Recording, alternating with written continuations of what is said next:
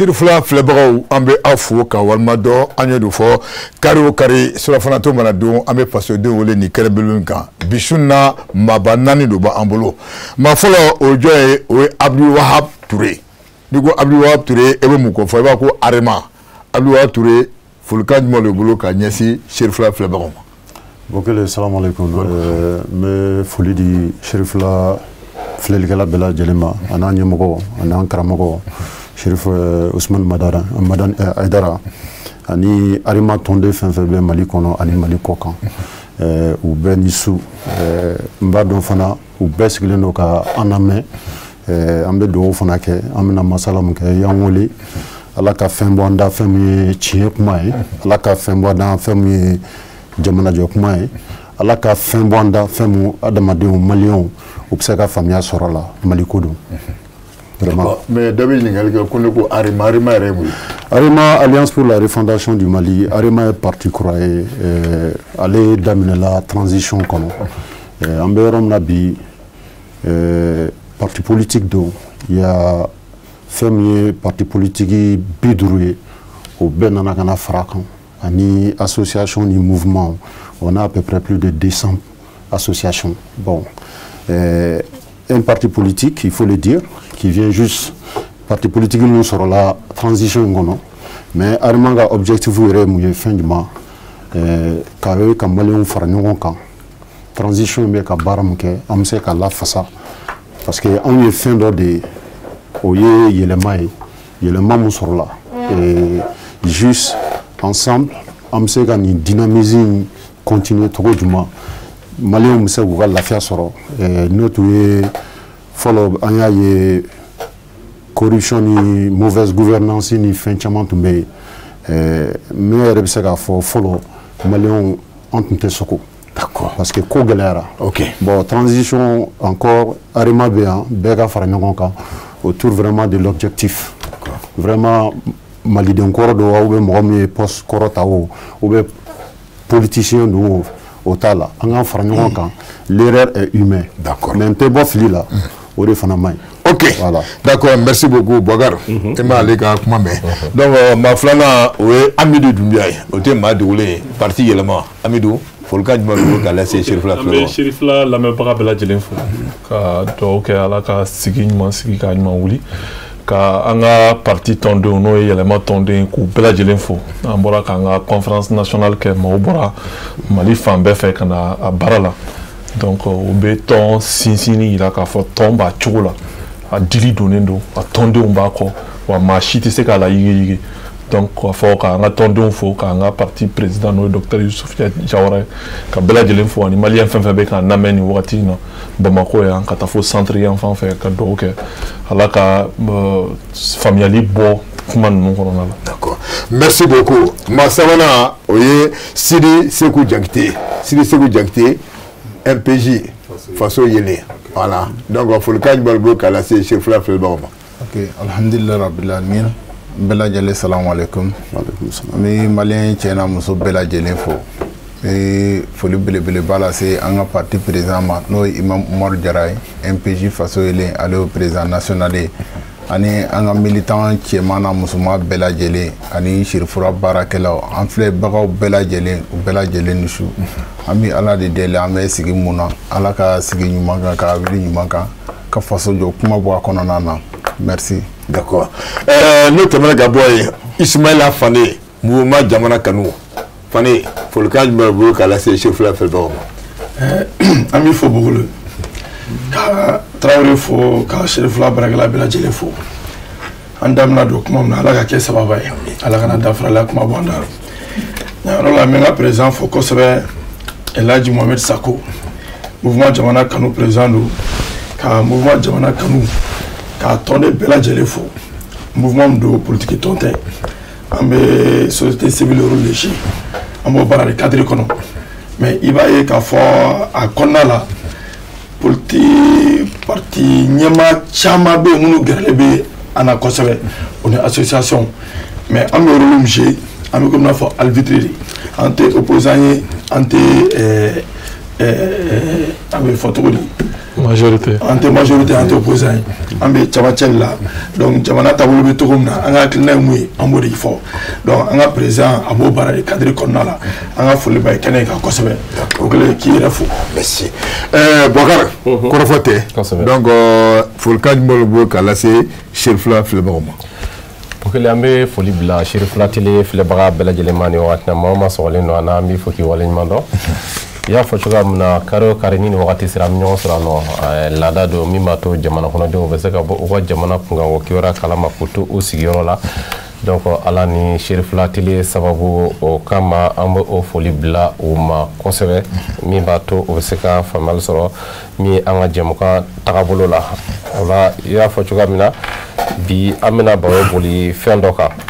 O b'a fɔ bamanankan na ko politiki ko la ni minɛtɔ k'i datu kaso la I ma da tɛgɛrɛ fɔ de ma donc bi an bɛna kuma min ye référendum min kun ka ka bolo da kɛrɛnkɛrɛnnenya la nin kalo kɔnɔna na donc an ye k'a fɔ a bɔra a dɔgɔkɔrɔ ka bila wagati wɛrɛ la a bɔlen a dɔgɔkɔrɔli min ka bila wagati wɛrɛ la a bɛna kɛ sababu ka gɛlɛya lase min ye baara tɔ tagabolo ma élection ko la an ka jamana kɔnɔ wa ɲininkali to min bɛ yen o de kama wele bilala ninnu ma u ka se ka ɲɛfɔli kɛ jamana kɔnɔdenw ye donc u ka politiki tɔn nasira la min ma to maaw bɛ se ka faamuyali sɔrɔ a cogoya min na. d'accord Abdouwahab an b'a daminɛ e la komi nin kunnafoni bɔra ka bin an y'a ye vraiment bɛɛ b'i yɛrɛ ɲininkara effectivement voilà donc e yɛrɛ fɛ e bɛ se ka mun fɔ nin na.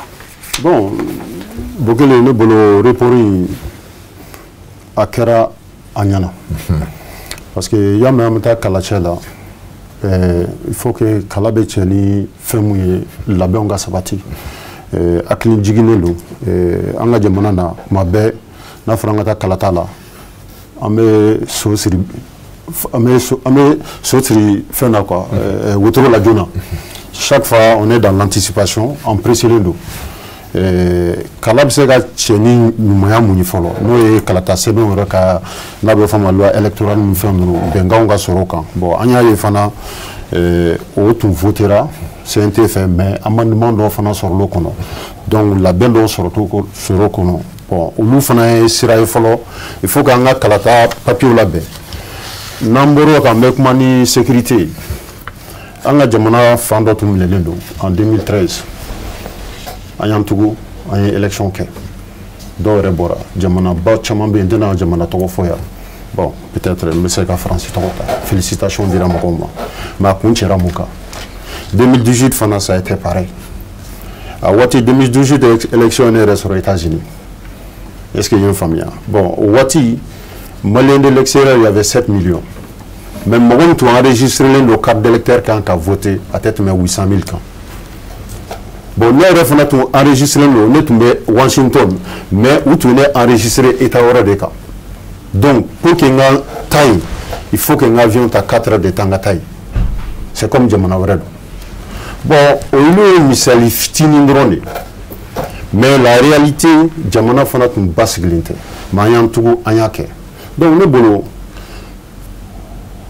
transition bɛ ka baara mun kɛ u nana ni carte biométrique mun ye fɔlɔ n b'o fana ɲɛfɔ bien sécurisé n'u y'a jira k'a fɔ parce que fɔlɔ carte d'électeur 2 de bɔra carte de ɲininaw hali su bɛɛ tun bɛ voter bon n'an ma ɲɛ n ka mɛn nin kalata kɛ sisan u bɛ ka nin baara mun kɛ il faut que maliyɛn bɛɛ ka enregistrer o la bon o baaraw fana a ka bon a fanga ka bon o ye misaliya dɔ ye u ka baara kɔnɔ sécurisation ko mun fana bɛ yen il faut vraiment que le Mali soit sécurisé ne yɛrɛ ka jateminɛ dɔ dɛ au moins minimum 45 à 60%. an bɛ fɛn fɛn la ni basigi tɛ yen an mana baara o baara kɛ a baara si tɛna taa ɲɛfɛ donc ne bɛ mun fɔ politiciens ye n bɛ mun fɔ maliyɛnw ye hali bi an k'an bolo di ɲɔgɔn ma transition mun filɛ nin ye maa mun b'a ɲɛfɛ u ka laɲini tɛ an mɔgɔ mun fana filɛ nin ye k'an b'a kɔnɔ maa si ka laɲini tɛ Mali ka bin ji la mais n'an m'an bolo di ɲɔgɔn ma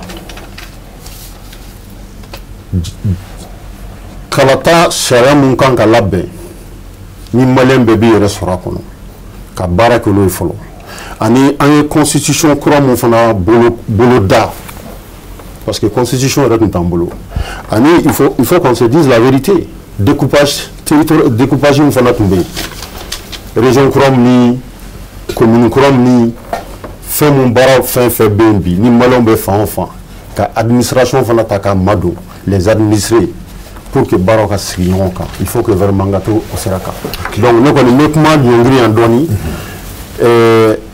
transition et report kɛ a impact positif tɛ dɔwɛrɛ ye c'est ne bolo c'est pour une meilleure organisation des élections futures kala taw minnu nali a bɛ se ka labɛn cogo jumɛn maliyɛn bɛɛ bɛ se k'i yɛrɛ sɔrɔ a kɔnɔ d'accord ani sariyaw ok Bokar Arema ka hakilina tɛ voilà donc an bɛna Amidu fan fɛ Amidu parti yɛlɛma ni kunnafoni bɔra ka bin par ɲɛnamaya ye cogo bon a ma bala an na parce que ne ye kuma dɔw fɔ je pense ale yɛrɛ ka plateau k'a fɔra k'a fɔ ko bɛɛ tun b'a dɔn calendrier fɔlɔ min tun fɔra baara tun bɛ ka sumaya cogo min na a tun ka gɛlɛn a ka taa techniquement ce n'était plus possible ala ni ministre de l'administration territoriale bɛ ɲɔgɔn ye laban min kɛ centre des collectivités territoriales la u ye retard b'u bolo fɛn minnu na mais u m'a fɔ mɔgɔw ɲɛna k'a bɛ reporter depuis o don a tun tɛ se ka kɛ parce que a fɔra ko ka organe indépendant ninnu sigi loi électorale min n'u bɛ k'o modifier ni a ma promulguer fɔlɔ 6 mois de fɔlen b'o la loi électorale min bɛ aujourd'hui sur la table du président 3 mois fɔlen b'o la mais an nana nin bɛɛ la cogo di d'abord maliyɛnw farala ɲɔgɔn kan ka concertation nationale kɛ transition daminɛ k'a fɔ ko an bɛ transition kɛ kalo 18 kɔnɔ o kalo 18 kɔnɔ an ko an bɛ lakana sabati kalo 18 kɔnɔ an bɛ labɛn o labɛn kan ka kɛ lakana sira fɛ fichier sira fɛ k'an b'o bɛɛ kɛ kalo 18 kɔnɔna la an tora baara kɔnɔna la an nana ye k'a fɔ an tɛ se k'o kɛ fo sanction k'u nana bɔ a la assise nationale nana kɛ sanction kɛra jamana ɲɛmaaw u ye techniciens ta u ni maa dɔw bɛnna baara la u y'u sigi ka tile damadɔ kɛ baara la ka san 2 ta k'u bɛ transition kɛ o kɔnɔna la o san 2 de kɔnɔna na calendrier bɔra o san 2 de kɔnɔ o calendrier n'i ma ɲɛ a bɛ fɔ min ma ko planification e bɛ datuw ta de ka contexte bɛɛ lajɛ k'a fɔ insécurité bɛ ne ka jamana kɔnɔ mais n bɛ baara kɛ pour que nin période kɔnɔ insécurité bɛ nɔgɔya comme balimakɛ y'a fɔ ko 60%, ça veut dire que olu bɛ 2 ans planifié cogo min na u y'a fɔ d'ici les 2 ans o y'a sɔrɔ an ye 60% sɔrɔ n'i y'a mɛn i b'a tenu k'a fɔ ko n bɛ nin kɛ nin date la donc o y'a yira k'a fɔ fɛnɛ n bɛ n ka fichier ni n ka fɛn bɛɛ kɛ ka bɛn o ma par exemple n'i ye exemple ta a fɔra ko installation des organes décentralisés de l'AIGE mɔgɔ wɛrɛ m'a fɔ dɛ a bɔra gouvernement de da u ka techniciens ka baara kɔfɛ k'u b'o sigi le 2 août 2022 bi an bɛ mois de mars la u décentraliser si ma sigi o kɔfɛ a fɔra ko campagne référendaire bɛ daminɛ le 3 mars campagne référendaire yɛrɛ daminɛ date y'a sɔrɔ fɔlɔ a ma annoncé ko élection bɛ reporter donc depuis le 3 mars campagne min kan ka daminɛ ni o projet ma sɔrɔ donc tout le monde savait que ça allait être reporté et ne bolo fo wɛrɛ tɛ o n'i ye planification kɛ n'a ma se ka bɔ a sira fɛ ça veut dire que tu as mal planifié et mɔgɔ min bɛ planification kolon kɛ ça veut dire que baara ma ɲɛ yɔrɔ dɔw la parce que e de bolo y'a sɛbɛn e de y'a fɔ n b'a kɛ nin wagati i ye nin condition bɛɛ jateminɛ parce que chronogramme min kɛra ka condition bɛɛ de jateminɛ sécuritaire fichier électoral tout ce qui contour fɛn fɛn b'a la jamana ɲɛmaaw y'u kan di o de la k'u b'a kɛ 2 ans kɔnɔna la document de planification de don a dɔw yɛrɛ a fɔra salle kɔnɔna la bɛɛ y'a hali parti politique dɔw tun bɛ yen a tun ma diya olu ye olu bɛɛ tun bɛ ka fɔ san 2 mais bɛɛ ko jamana bɛ crise kɔnɔ CEDEAO bolo b'an kan na an ka ja ma maintenant n'i y'o document kɛ an bɛ ka taa rythme min na komi i ka question b'a kan an bɛ ka taa rythme min na nin référendum yɛrɛ dɔrɔn reporteli tɛ élection min bɛ da o kan o fana bɛ report sira kan maintenant an ye objectif min d'an yɛrɛ ma mɔgɔ wɛrɛ m'a fɔ dɛ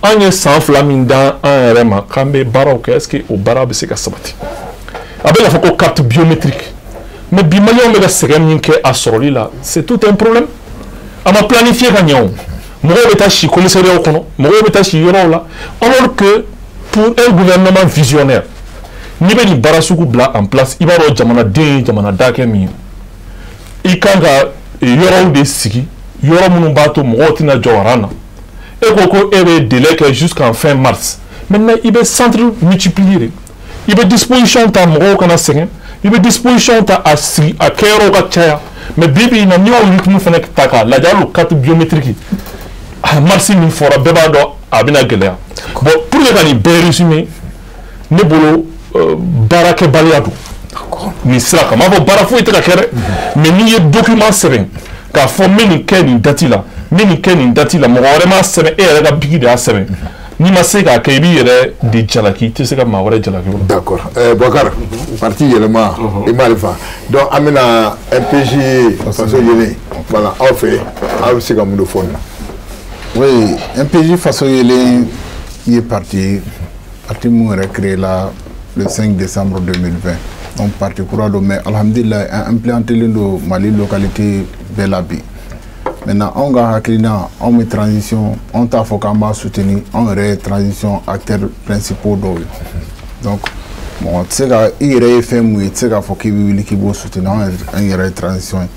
Maintenant, aéroporting, nous le trouvons nécessaire. Parce que transition, mon va dire fin fladé d'eau. Transition d'obé non.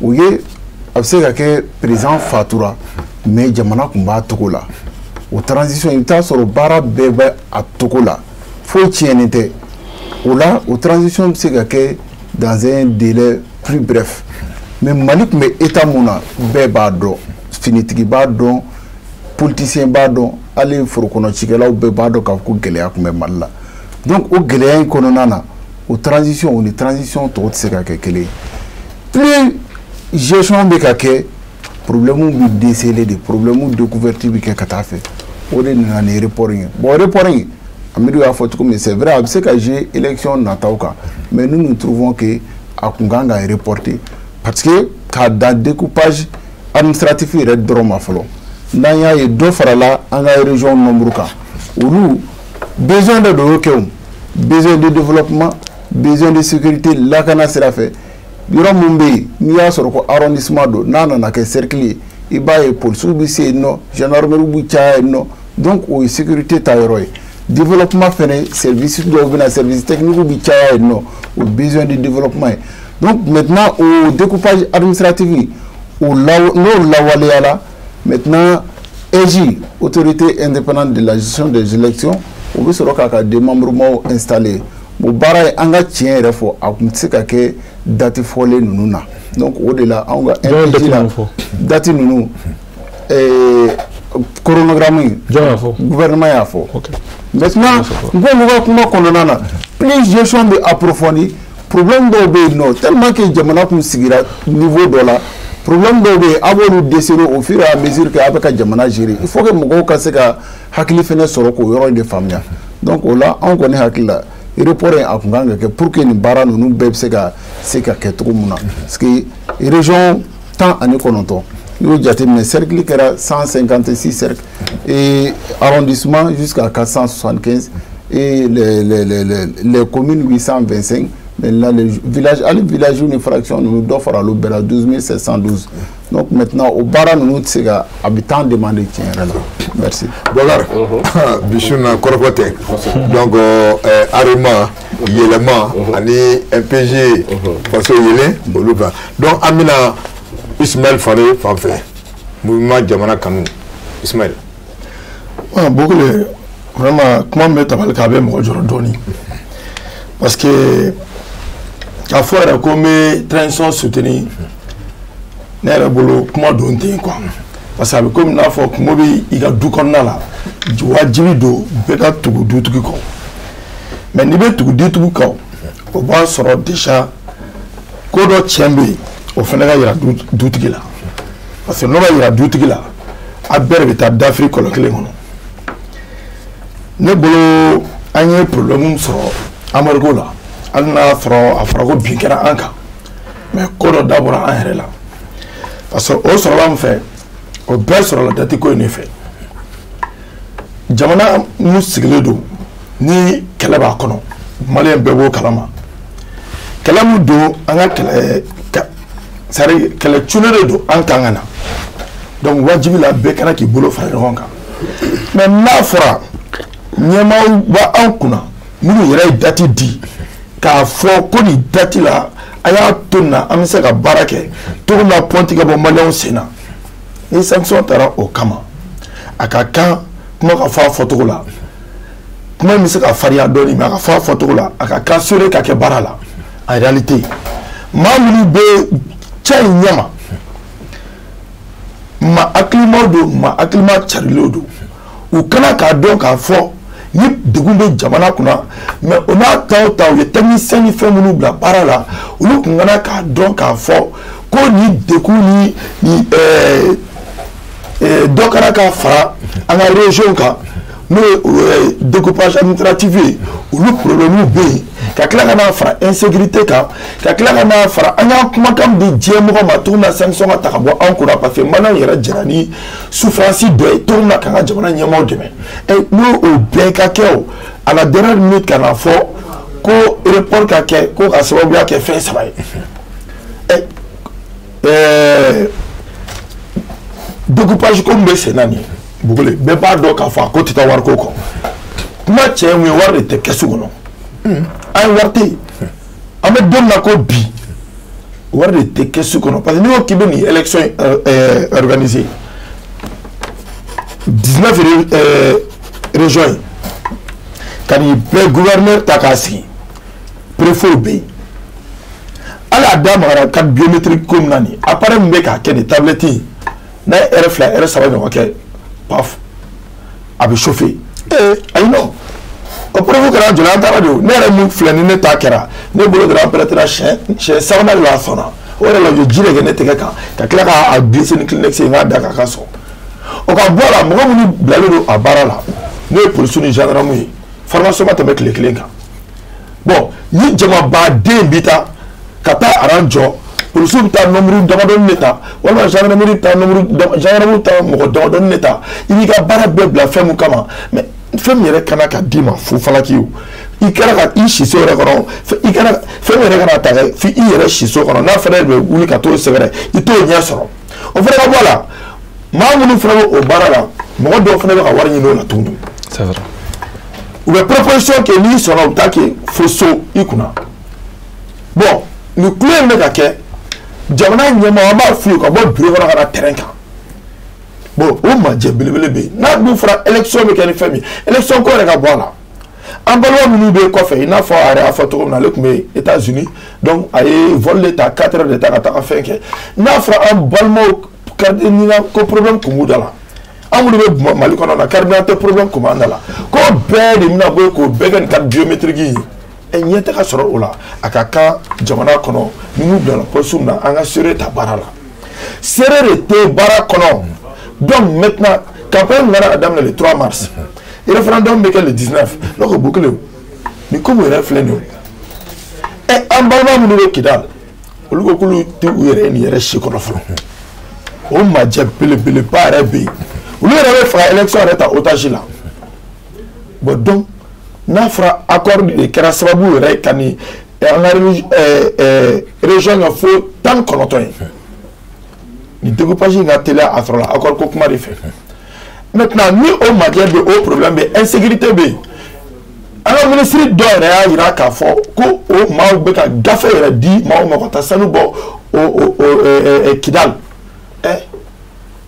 élection kuma bɛ se ka taa fɔ Kidal an bɛ don min na ko bi a bɛ se k'a fɔ Minakani Tawdene olu yɛrɛ mun kɛra région ye gouverneur yɛrɛ bɛɛ t'a place la ne de b'o fɔ bi télé in na yan bi Kidal gouverneur yɛrɛ t'a a sigiyɔrɔ la donc an b'a fɔ jamana ɲɛmaaw ye an y'o de f'u ye a mɛnna u k'a lajɛ cɛ ka fɔ jamana denw ye cogo min na an ka bɔ gɛlɛya kɔnɔ sanction wɛrɛ kana na ta k'o dabiri an da la parce que an bɛ sanction mun tara an b'o kɔlɔlɔ kɔnɔ jusqu'à présent mais n'a fɔra hali bi kuma duman de bɛ ka bɔ tapage kuma de bɛ ka bɔ an ka ɲɛmɔgɔw da u k'a lajɛ jamanadenw sɛgɛnna d'accord an sɛgɛnna ok vraiment fɛɛrɛ ka kɛ parce que délai ma fɔ fɔlɔ ko délai mina to ko date ko ramna dépasser régime B no kana ka fɛn bɛɛ organiser Bamako yɛrɛ kɔnɔ régime yɛrɛ ma sigi a sigi cogo la kuma bɛ a ka taa région ni ambassade ni consulat kɔnɔna la Madia yɛrɛ bɛ régime yɛrɛ la Bamako yɛrɛ kɔnɔna la donc ko bɛ cogo min na vraiment sebe ka don baara kɔnɔ Boubacar kɔrɔfɛ tɛ olu kosɔn n ko bi su na baro vraiment a bɛ faamuya donc kuma b'i bolo ok n bɛna min Abdul Wahab n bɛ ɲininkali min kɛ la o ye i ka kɔrɔfɔ kɔnɔna i y'a jira k'a fɔ donc ko a bɔli a dɔgɔ kɔrɔ donc a ka kan sabula min ye sécurité ko ye o problème bɛ yen nɔ et pourtant kuma min na date bɛ di o a dɔnnen tun tɛ k'a fɔ ko sécurité problème bɛ ka date di wa Bokari i ka kuma diyara n ye mais sani i ka kuma répond n b'a essayer ka kuma kunda la n balimaw ye kuma dɔ fɔ n b'a lajɛ ka faamuyali don a ko la quoi découpage ko in filɛ nin ye ko kura tɛ koyi ko kɔrɔ don ala ka hinɛ ATT la a bɛ tiɲɛ so ATT de nin baara kɛ maliyɛn bɛɛ b'a dɔn découpage in baara kan ka kɛ an ye DNI k'a kan maliyɛnw ye mun fɔ transition bɛ k'o baara kɛ mais baara dɔ bɛ yen mɔgɔw t'a kuma fɔ ne b'a kuma f'i ka plateau kan jumɛn politiciens u tɛ ka baara kɛ jamanadenw ye munna mais e tɛ politicien n bɛna sa an b'a kɔnɔ bamanan dɔ b'a fɔ politicien an b'a kɔnɔ nin plateau kelen kan ne y'a fɔ transition daminɛ la n ko il faut que an ka taa à l'essentiel an ka sama dabila n y'a fɔ nin plateau kelen kan n ko Mali kɛra hindu film ye film ka jan a action ka ca n y'a kuma fɔ a ye ta vidéo lajɛ tout simplement hali bi an b'o kan parti politique wolola loi électorale baaraw bɛ kɛ waati min na mɔgɔw k'u hakilina di maa caman y'a boycotté an bɛ se boycott dɔrɔn la kuma o kuma n'a fɔra jamanajɔ baara bɛ yen mɔgɔw b'a fɔ non ou bien fo autorités ka boli mɔgɔw kɔ cucu la i ka dɔw yɛrɛ sunsun wariw la la politique malienne a échoué ne tile m'a fɔ a waati n y'a kuma fɔ donc n'an bɛ fɛ jamana in ka kɛ fɛn o fɛn hali Boubacar n'i ye bila président la ni maliyɛnw ma baara kɛ i fɛ k'i dɛmɛ wallahi tu vas échouer bon n bɛ o yɔrɔ fɔ Fane ko wari tɛ kɛsu la moi je suis pas un expert ne tɛ ministère des finances ye an ka kabako kuma dɔw dabila depuis août 2020 bailleur cité dans le monde entier banque financière feuilletée dans le monde entier mun bɛ ka wari di Mali ma et les gens oublient le Mali c'est un pays en guerre an ka jamana bɛ guerre de la fɔlɔ maa ka lakalita n yɛrɛ n mago bɛ polisi la n taara polisiw fɛ k'u ka taa dɔ tun ka wari yurugu il y a 2 ans n ye kuma bɛɛ fɔ tiɲɛ bɛ n ka kuma bɛɛ la cɛ y'i sigi ka lajɛ ko kɔrɔ vraiment essence t'en kun le pire an ka armée tun bɛ nord la u bɛ kɛlɛ kɛ souvent u bɛ taalen mobili gasoil bɛ ban an bɛ don min na bi l'effort de guerre a wari bɛ bonya a tɛ bɔ Mali kɛsu de kɔnɔ maliyɛnw de ka wari tɛ donc ne bɛ fɛ ka o yɔrɔ la tile fɔlɔ jamana marabagaw bɛ ka baara mun kɛ jamanadenw an bɛɛ b'a la ni mɔgɔ min bɛ don logique la ka Mali dɛmɛ i ka don logique la n'o bɛ tile k'o de kuma fɔ c'est bien de faire des critiques mais faire des critiques constructives. ok maintenant an bɛna question na sisan. maintenant n bɛna i ka question na. i ka question. n ko n'i ye jateminɛ kɛ i ko kɔrɔfɔ la ko a bɔla a dɔgɔ kɔrɔ. a bɔla a dɔgɔ kɔrɔ parce que sécurité ko problème bɛ yen. ne ko n ko sécurité b'a la. a tun tɛ dɔn k'a fɔ ko problème bɛ yan. non a tun tɛ dɔn k'a fɔ ko sécurité problème dɔ tun b'a la. mais à quel niveau il y avait ce problème.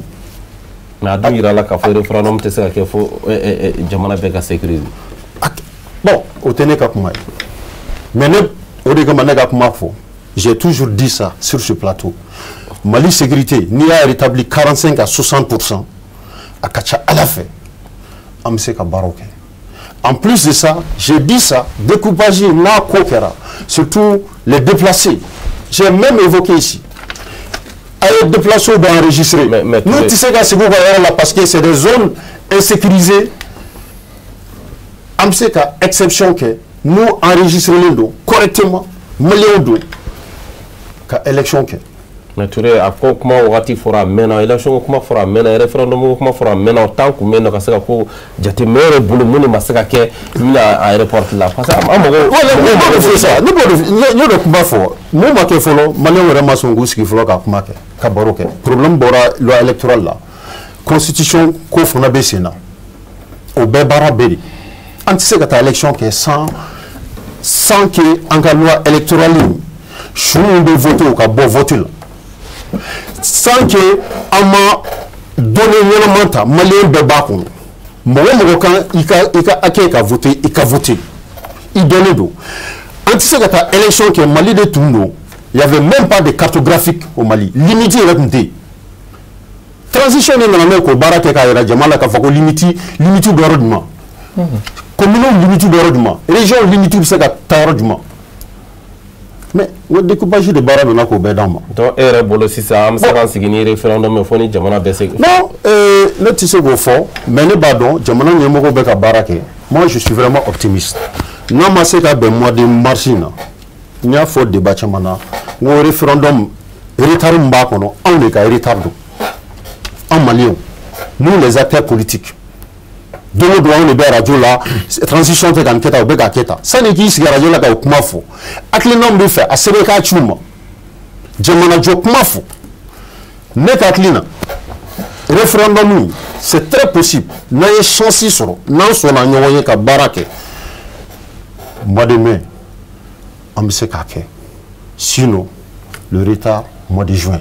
Mais même moufo moka grève d'able moka kuma content d'able très fait si tu es un acteur politique si tu as des choses à dire viens le dire et fais des critiques positives et non des critiques négatives et non constructives. Ok bah c'était donc à mettre là c'est qu'on a ima donc on a aforo là grave qu'on est ma droit et donc à mettre Amadou Fafala là ni jatem ke pour boulot ni boli ama amna gelea jumene lase ni processus to ma bon d'abord ça fera député sigi beke maire sigi beke en fait sigi be chama fora bon kuma do be angul la clé jamana ngono akadi mogoy ka responsabilité la pousser de quoi et calendrier politique mo ma calendrier dit gouvernement de calendrier respecté balia au baraka balia c'est politique mo no fendo tchembe yango lu fonyo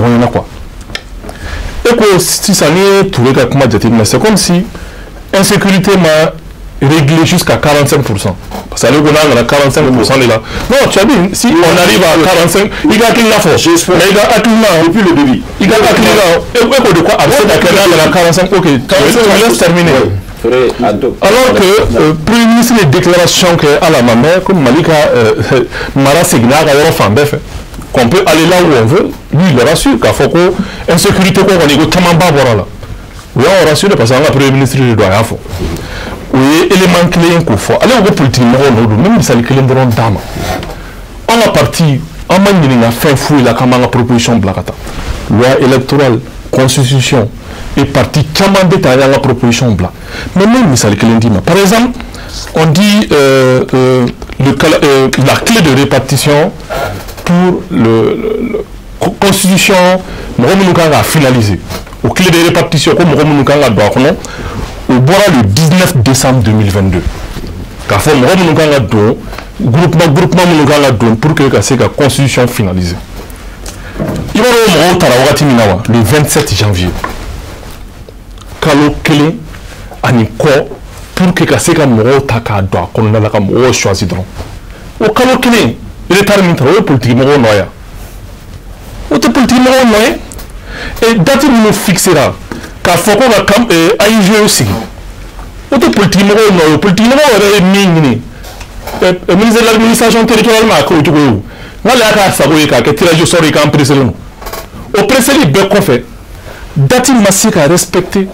Donc aujourd'hui, qu'à fond. Mais Amadou, quand politique moro, donc on va saboter. Non, en fait, il y a un objectif fixé. Politique moro doit saboter. Sur des civils doivent saboter. Allez, on est responsable, autorité de la transition. Est-ce que la volonté politique vous fera organiser? ko dɔw bɛ yen nɔ ni échec ye o échec o de ye an ka jamana problème ye ni min ma ɲɛ dɔrɔn mɔgɔ b'a bɔ a yɛrɛ kun k'a fili mɔgɔ wɛrɛ kun alors que mɔgɔ si m'a sɛbɛn e de y'a sɛbɛn e de ka objectif b'i bolo e de kan k'i ka objectif atteint n'i ko ko a impact baden min na parce que par exemple collectivité territoriale là normalement le décret déterminant les modèles de déclaration de candidats pour les élections présidentielles législatives et les collectivités territoriales. Ministère de l'élection des collectivités territoriales, au délai de décret le 8 février. À la date d'aujourd'hui, au décret matin. Au politiquement, on aurait politiquement au décret signé. Et décret de convocation du collège électoral pour les collectivités territoriales. Le 22 mars de Folembola, pardon. Ministre pardon. Faire un plateau quand un donc c'est que collège convoqué pour le 22 mars pour les élections des collectivités territoriales. Mais pourquoi bi? Et parce que on dit de mettre l'autorité indépendante de gestion des élections 3 mois.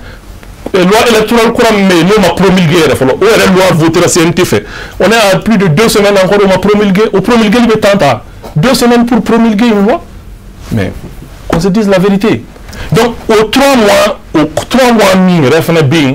Donc, il y a moi, normalement, on est au mois de mars déjà. 22 mars, à toute la clé de temps. Donc, on sait que dès aujourd'hui, normalement, le ministre de l'État a fait un référendum, élection des collectivités territoriales, c'est parce qu'il y a un techniquement. Ça veut dire que le chronogramme Nimbe, il y a un flag à la Kaba. À toute la législatif, présidentiel.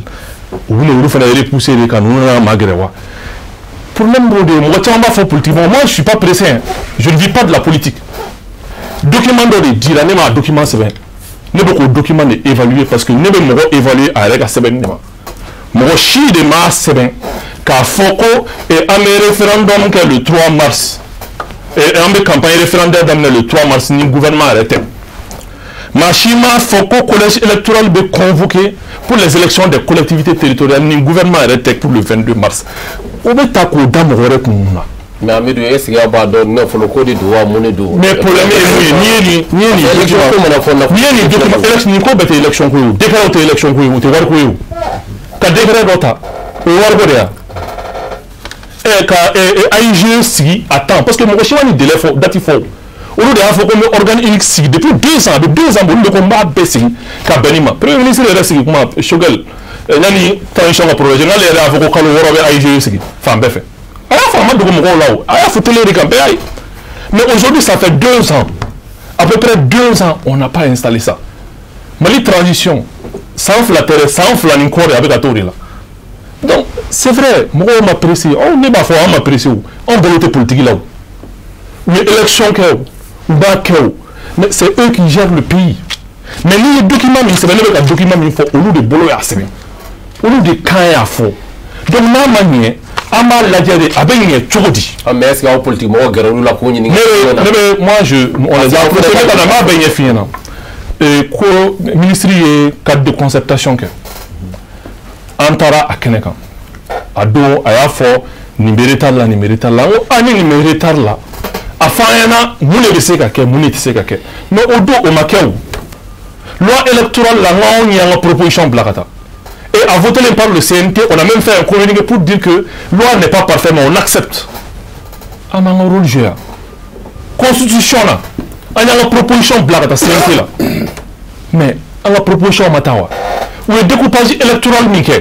À la partie président Korono et Moussa Maraï. Il a été écouté en tant que Premier ministre. Le parti a été écouté. Il y a une proposition blague. On sollicitera Fao. Il y a une proposition blague à Bella. Donc, critiquer, moi, on a fait une femme. Critiquer qu'il faut constructive ou négative, ce n'est pas ça. Moi, on a une proposition qui est. Donc, fin Bella, ils sont de mauvaise foi. De la classe politique, il y en a qui sont de mauvaise foi. Mais des autorités de la transition, il y en a aussi qui sont de mauvaise foi. Donc, à la bonne foi, on ne va pas critiquer Minkeni, on a ces solutions. Proposition B1. Bara se ka nye chogo mina ka sérieux mbara ka foto mina ka sérieux kala ni o meni keni gatile imagine un mois ka fo bon on na ni kulu de don fin kono na la comité de finalisation kono mais ka kalo keleni ki tenta pour que ko mo sugandi ala ka les so ko ni comité politique mo no fin chama ko no forama mais fin mo beni vraiment nous la responsabilité mi ayo autorité kanu kanato aka balika chien do funa k'a fɔ an y'an kan di nin na an ye nin sira de jateminɛ an ye insécurité jateminɛ an ye nin di majɛ b'a ma an y'o yɛrɛ fɔ ministre ɲɛna an ko monsieur le ministre ni gɛlɛya bɛ baara la a fɔ an ɲɛna an ka jɛ an k'a kuma fɔ par exemple aujourd'hui an bɛɛ b'a dɔn hali n'u ye jinɛmɔrɔya kɛ élection des collectivités territoriales tɛ se ka kɛ mais pourquoi a tɛ mɔgɔw wele an ka sigi an ka kuma glissement de calendrier la an ko an bɛ référendum kɛ nin date la a tɛna se ka kɛ mais an bɛna se ka kɛ nin date la an bɛ jɛ an b'a baara kɛ ɲɔgɔn fɛ o de ye baara tacogo ye koyi mɔgɔ mɔgɔ y'a f'i ɲɛna ko mɔgɔ wɛrɛ nɔ don mɔgɔ wɛrɛ si nɔ tɛ dɛ quelqu'un qui est responsable quand tu fais un chronogramme il y a plan kɛ ni plan ma marché mɔgɔ wɛrɛ tɛ hali n'i bɛ ka taa guerre la ka taa fɔ ko non sɔrɔdasi dɔ de y'i da k'i kolokolo chef de guerre de bɛ minɛ ale de bɛ bila kɛrɛfɛ parce que a ka baara ma ɲɛ mɔgɔ wɛrɛ si nɔ tɛ minnu ye plan in kɛ minnu ye chronogramme in kɛ u y'a dɔn a n'a mɛ conscience kɛ insécurité bɛ jamana kɔnɔ minnu ye chronogramme in kɛ u y'a dɔn k'a fɔ k'u kan ka découpage kɛ minnu ye chronogramme kɛ u ye nin bɛɛ de dɔn ka chronogramme kɛ donc n'a ma respecté il n'y a pas de responsable. Il n'y a qu'une seule responsabilité. Mais ta mi seku fanflala mi ni jatemnege ni ibora ka toga korofo mesisa e ka yeta la ka parti ka yeta lo est-ce que mogo be nyingali mige ko gouvernement bi ga daba kama ka ko la suma de wa ka se ka tu unola wa nyingali mego de nyingali ki nyingali jarain on ga parti koni hakilina la gouvernement te ka daba kama parce que nya fo nga kuma konnana na jamana yi tumbe togo muna problème mun be na na profondeur mun kona bine ngunu togo muna ni mogo mun bolo ba a gestion na i ba réalité kalama a se ka ke i ba fo bi ko fendo ke dans 2 mois mais e rebina e femsen du do bina bo akonona na se ka retard bla akono c'est raison pour laquelle nous on koko reporting amba famia ka da ku menga parce que jamana kono sécurité ko problème be no développement problème be la gestion même de l'espace à dasera manga frontière nous olu fene gestion be no ni nanolu be faranyana ni koko ika élection ke anyuma yere ma élection des élections transparentes au ko nous fene gani tous ali sanduru santan baray oui ay bon au sanduru santan barate mais fin faut ika damne folonde ama damne de la bon ou ko sans fla ou ko léger ça damne OK sans fla mais sans fla mo ban flo moi je pense que problème mon be non ni bara mon kelen fle découpage administratif mon kelen fle ni a fora de o ejika installer aka demembre ka installer flo et région konona ani dans le district de Bamako ani cercle konona pour que élection se ka ketromo au bout de konona on ka me bara on ba aéroport on ba famia konona parce que era dele mala kono kon sigira bebse dele kono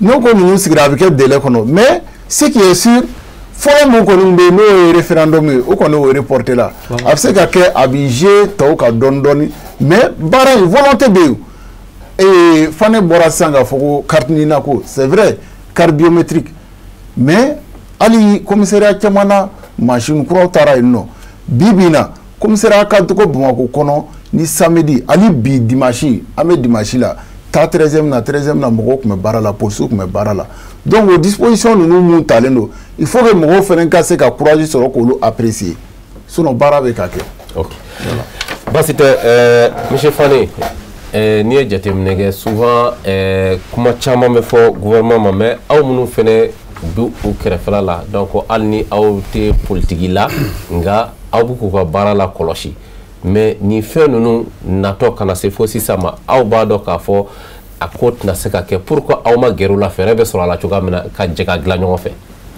Traoré kuma njaranye parce que même formalé on y était se ka mo ja iye ka teme yera ba kunga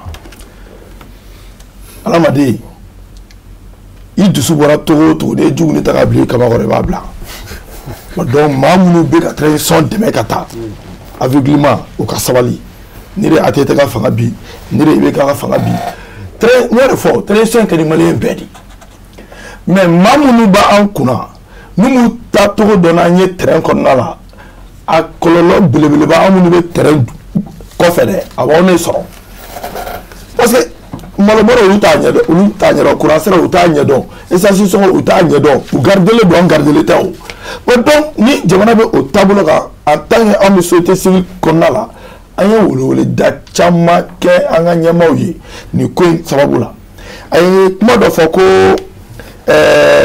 maa dɔw bɛ lagosiw kɛ an ka kuma fɔ kuma min bɛ jamana construire an si tɛ an ka jamana ci critique in kelen ye wajibi ye o critique kelen de olu fana se fanga in na o n ko dɔ de wulila n'o ye M5 RFP jɛkulu dɔ de wulila n'olu nana fanga ta k'a minɛ olu la k'u sigi donc an bɛɛ de b'a kɔnɔ wa an y'a kɛlɛ kɛ dɛ an y'a kɛlɛ kɛ an taara terrain kan wa an ye kasara sɔrɔ a kɔnɔ. mais a yiralen don ko dɔw ka critique fana tɛ ŋaniya ɲumanya critique ye. diɲɛ yɛrɛ sigilen don o kan ala yɛrɛ mun y'an da maa bɛɛ minnu yɛrɛ ko k'u tɛ ala fɛ ala mun tɛ a ka dugukolo ye o y'a dan ye mais n bɛna mun fɔ n ka wariko yɔrɔ la a y'a se k'o yɔrɔ la gosi ko n ko wari tɛ yen ni ye cour constitutionnel président ka kuma ta ka analyser k'a jateminɛ Touré a ye mun fɔ a m'a fɔ k'a fɔ ni élection ko bɛ senna tant que olu ka condition ma améliorer élection ko kuma olu da t'a la mun don wariko de don a tɛ komi n'a fɔ warimugu bɛ taa ta ka di o mais o kana ka baara kɛ ni baarakɛminɛn minnu ye condition minnu kana ka réunir n'u kana ka baara kɛ n'o o majɛ bɛ yen o bɛ bɔ sanfɛ ka na n ko wari de bɛ don a la dépense de bɛ kɛ o y'a fɔlɔ ye filanan a kumana an ka budget kan ko o bɛ ka armement ni fɛnw san gasoil tun bɛ jɔ de bɛ jɔ an bɛ don min na ko bi armée ka doter o tɛ maliyɛn jɔn ka laɲini maliyɛn munna minnu bɛ ka san a fɔra maliyɛn a ku fɔra maliyɛn jɔ ye maliyɛn kelen jumɛn b'a ku dɔn pour le moment a tɛ yen. bon an ka bɔ kɔnɔ komi o tɛ bi débat kɔnɔ. entre parenthèses a nana n'a kuma de ye a y'a fɔ kuma de kɔnɔ. comme o tɛ bi débat kɔnɔ maintenant an bɛ taa sujet ko ma ko wariko yɔrɔ effectivement. non ne de wariko yɔrɔ de bɛ nafolo ko élection ko ɲɛnabɔ mais e yɛrɛ bolo i ko wari tɛ yen nɔ wari bɛ bɔ min sisan ka se ka élection organiser. wari bɛ bɔ yɔrɔ min na an ka an bɛ baara kɛ ni partenaires de ye ka kɔrɔ Mali fɔradama sigilen bɛ n'o de ani partenaires de bɛ baara kɛ maintenant ani partenaires minnu bɛ baara kɛ n'a fɔra. munna nafolo tɛ se ka bɔ yan. e b'i ka jamana gestion dɔn n y'o de fɔ seere ko in de don corruption kɛlɛli min bɛ ka kɛ an ɲɛ bɛ a nafaba jumɛn na anw jamanadenw k'a fɔ ko karisa de ye nafolo minɛ k'a dun k'a ka jugement kɛra ɲɛ bɛrɛbɛrɛ ma k'an sera k'a wari récupérer k'a bila jamana ka kɛsu kɔnɔna la kuma kɔni bɛ fɔ ten mais an t'a a prévu foyi ye wa an b'a mɔgɔ fɛnɛ ye k'a jugera fɛnɛ k'a fɔ ko nin wari de tun b'a bolo nin wari de minɛn'a bolo k'a don jamana ka kɛsu kɔnɔ an b'o fɛnɛ ye kuma kɔni bɛ ka fɔ ten an ka b'o bɛɛ kɔnɔ ne bɛ mun fɔ maliyɛnw ye diɲɛ n'i ma ɲa i bɛ cɛfarinya kan fɔ komi a yɛrɛ ko ko souveraineté retrouvée o b'a sɔrɔ i ka jamana ye baarakɛ jamana ye n'i y'an ka balo ta k'a lajɛ balo bɛɛ bɛ bɔ kɔfɛ ka na appareil minnu bɛ ka carte biométrique ka an ka fɛnw kɛ n'a ye ka carte biométrique in dilan o appareil bɛɛ bɔ kɔfɛ de ka na a marché bɛ jɔn de bolo jɔn b'a dɔn tabalen kɛ yan normalement an ka impôt n'an ka fɛnw de bɛ ka don a la kana ka fɔ a bɛ société bolo kelen appareil genre façon jumɛn don marque jumɛn don n'a fɔra an yɛrɛ b'an ka recherche k'a prix mun ye an b'a dɔn qualité ɲuman don ou bien kolo don an b'a dɔn appareil 2 heures de temps n'a ye baara daminɛ dɔrɔn paf o y'a chauffer an dun mago b'a la i tɛ se ka concours kɛ ni carte biométrique in t'i bolo i tɛ se ka taa baara ɲini ni carte biométrique in t'i bolo n'i bɛ jamana kɔ kan i ka ko bɛɛ hali ka carte de séjour ko a bɛɛ gulonnen don ni carte biométrique ko in na ne ta tɛ élection ko ye dɛ ne ta ye an balima minnu tɔɔrɔlen don kɔfɛ pièce ko in na pièce min bɛ yen n'a kɛra ka taa d'i ma i dalen sunɔgɔ la ni an bɛ ka maɲumantɔ ko k'o nɔfɛ o dɛsɛlen don ka ɲɛnabɔ a ko ko. mais diɲɛlatigɛ baara o baara gɛlɛya b'a kɔnɔ. mais sera de t'anw ta in na kuma tiɲɛ fɔlen filɛ nin ye parce que diɲɛ don o don anw bɛ ko kelen de kan donc a ka kan to Mali ka bɔ nin kɔnɔ parce que Mali ka gɛlɛn o ye gɛlɛya dan ye donc ni maa min bilala cɛ min na o k'o kɛ ni sɛbɛ ye a ko ko baara bɛ ka kɛ polisiso dɔ la ko même dimanche fɛ weekend dira finitigiw de ma k'a fɔ ko finitigiw a fɛnɛ bɛ olu le samedi fɛ u ka taa a kɔnɔ mais e bɛ ka 13e min fɔ o bɛ yirimajɔ de ne yɛrɛ bɛ baara kɛ yirimajɔ kɔnɔna la wa donc fɛn min don kɔnɔdimi tɛ ɲɛdimi min don an bɛɛ ɲɛ b'a la i y'a faamu donc an bɛ mun fɔ dɔrɔn n'i ma ɲa i bɛ mɔgɔ jukɔrɔma tintin n'a bɛ fili kɔnɔ i b'a ka fili fɔ a ye o de ye k'a dɛmɛ kana bɛɛ kɛ tout va bien k'a sɔrɔ rien ne va donc ne bɛ mun fɔ maliyɛnw ye dɔrɔn transition in dɛmɛni an bɛɛ ma wajibi ye wariko ye fɛn dɔ ye Mali élection a tɛ kɛ ni partenaires tɛ surtout CEDEAO y'a yira k'a fɔ ko ni élection bɛ kɛ k'u b'an dɛmɛ encore quand tɛ CEDEAO ko la bi en tant olu ye dimi kumaw ye mɔgɔ intellectuel tɛ se ka o b'a yira k'a fɔ ko élection yɛrɛ tɛna kɛ parce que partenaires de ka an dɛmɛ an n'an jigi da partenaire ko partenaire ta o kɔrɔ ko élection tɛna kɛ non mo bɛ ka kɛ prétexte ye u bolo k'a fɔ ko armée bɛ ka sa ko bɛ ka sa an ka jamana wari de kɔnɔ o y'an bɛɛ ka tare n y'o de fɔ armée min bɛ ka sa premier ministre ɲininkala la CNT kɔnɔna la a ko ye sɔrɔsiw ka ko ye chef de gouvernement donc o kuma e maa min bɛ yen i ka ministre b'a ta i ka dabada ma e ko k'e t'o ɲɛdɔn k'o bɛ sɔrɔsiw de bolo. mais diɲɛlatigɛ la fɛn dɔ bɛ olu man ka ɲɛfɔ surtout kɛlɛ nasira la. an ka impôt de bɛ ka don kɛlɛkɛminɛn ni fɛnw na président fɛn fɛn tɛmɛna a bɛɛ m'a fɔ ka tɛmɛ yan a tɛ taa e m'a fɔ ka budget kɔnɔ ka tɛmɛ yan IBK m'a fɔ ka budget kɔnɔ ka tɛmɛ yan hali fɔ m'a fɔ ka budget kɔnɔ ka tɛmɛ yan an t'o fana si denmisɛnnin ye dɛ bon donc majɛ de bɛ k'o la an bɛ mun fɔ dɔrɔn jamana in ka di an bɛɛ ye. Transition réussir en bɛɛ wajibalen don a ka réussir an k'an bolo di ɲɔgɔn ma mais a tɛ kɛ nkalon de kan parce que munna an minnu ye ba peuple ye ni sanction nana ta dadigi bɛ kɛ anw de la parce que maa minnu bɛ sara kalo la olu ka wari a gɛlɛyara o a nɔgɔyara olu ka wari bɛ jigin u ka compte kɔnɔ opérateur économique minnu bɛ yen jamana bɛ balo olu de la Mali fonctionnaire tɛ maa miliyɔn kelen bɔ n'a fɔra k'a fɔ ko gɛlɛya n'a ta o ta ko olu sara ma ko olu bɛ ka sara mais o kɔni kuma tɔ ka jɛ de mɔgɔ kɛnɛ k'o fɔ ni jamana bɛɛ kɔnɔ 20 millions d'habitants maa minnu sara tɛ hali mɔgɔ minnu tɛ hali 1 million bɔ donc an ka sabali an bɛ mun fɔ an ka jamana ɲɛmaaw ye u ka chronogramme di u ka sigi ka fɔ kɛ solution min bɛ yen gɛlɛya min bɛ hali n'a y'a sɔrɔ n'u b'a tigɛ ka bɔ an bɛɛ kelen kelen hali n'an bɛ crédit ta ka kɛ an ka téléphone na n'u ye dɔrɔmɛ de bɔ a la k'a fara jamana kɛsu kan budget kan cogo min na nin élection in ko in solution bɛ se ka sɔrɔ a la a bɛ diya n ye sinon n'o o fana tɛ vraiment u ka fɛn dɔ fɔ an ye an bɛ se ka mun faamu sinon ni sanction taara dadigi bɛ kɛ an opérateur économique la dadigi bɛ kɛ an secteur privé tigiw la bon donc maa minnu bɛ fonction publique la olu t'a gɛlɛya dɔn ten o an de b'a dɔn wa an de ka wariw ni an commerçants ka dédommagement wariw o de bɛ kɛ k'olu sara o de bɛ kɛ hali olu minnu bɛ ka transition soutenir soi-disant k'u bɛ ka soutenir donc olu de bɛ kɛ k'olu bɛ jukɔrɔma tintin donc an bɛɛ maliyɛn den don ka sabali an ka tiɲɛ fɔ solution b'a la sanction kana na ta an kama ka na an tɔ don kunbala na. Bokar n'i ye kɔrɔfɛnw bɛɛ ta k'a lajɛ je crois bien que an bɛ kuma sinsin bɛ yɔrɔ min kan aéroport kun don mais gouvernement ka déclaration na a ye fɛn saba fɔ i ma fili découpage ko ani biométrique ani âge ko ne b'a fɛ an ka don ni saba nin na sécurité kuma ni fɛn n'u ma fɔ mais ni saba nin na aéroport ni yala u ye fɛn saba nin m'a fɛ i k'i da don o la k'o walawala anw ye an bɛ se ka faamuyali sɔrɔ parce que caman bɛ se k'a fɔ nin baaraba nin bɛɛ kɛra pourquoi c'est à la dernière minute o bɛ se k'i ka to wa donc c'est qu'il y a quelque chose qui ne va pas. Merci bien Boukele, encore une fois, merci. Balmake, tu es Kumara Ejika. Mais Ejifo, parce que Ejiri Ganga, élection organisée. Il y a fait follow Eji Sigli Gara Gelay. Eji Gara Gelay. Akara Gelay. Nous étions en cité, ni Karsa, ni Karsa, mais ni mou fana Karango Yefo. Nous refions. Mali Tissé Kata. Si ce n'est pas les politiques. Mais malheureusement, en leader politique, moi je connais Yelema, Mali on a 275 partis politiques. Bon, ni Yelema Kelenka Barakera, Sanjikoro Washi, 275 partis Kemefla, Ani Bioulouvla Niduru. Ni Yelema Kelembola, ou Beka Damado Boala. Amni ka recommandation ni font que ameta rodma pour le problème doy eji in fana tseka sigi ni politicien te doit là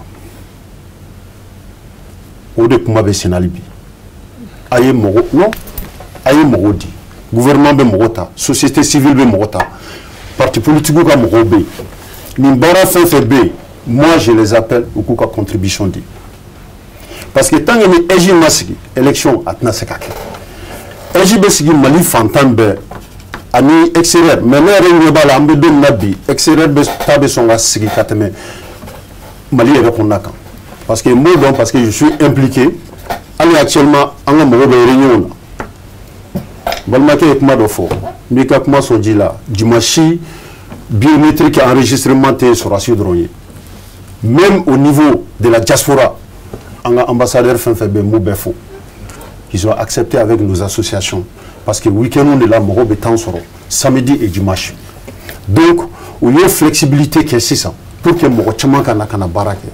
Baramundo, ne ka carte bemolo. Alhamdulillah, ne a procédure que c'est vraiment sécurisé. Ateba fo nina tat me togomina. Al ni beta ka tika carte retiré ma on sait que ka carte retiré. Ni ka carte be dimo be kla ki photo ta ka kla ki i bolo fana ta ka emprunter là juste encore pour se rassurer. En total, on bara d'ensemble c'est qu'à 5 minutes. Donc nous pouvons nous patienter. Gouvernement de Barake, carte biométrique là. Tant que nous au Djatidon, à mon élection fait que avec www.com. D'accord. Oui. Découpage on fait la fora. Il faut que découpage en Barakake. L'administration doit être à côté des administrés. Point barre. On est un problème. Mon client de tous les Djamana est représenté. Nous régions de Kata sur un groupement de à représenter. Of course, c'est très normal. Il faut que avec un partenaire comme il faut. Je viens.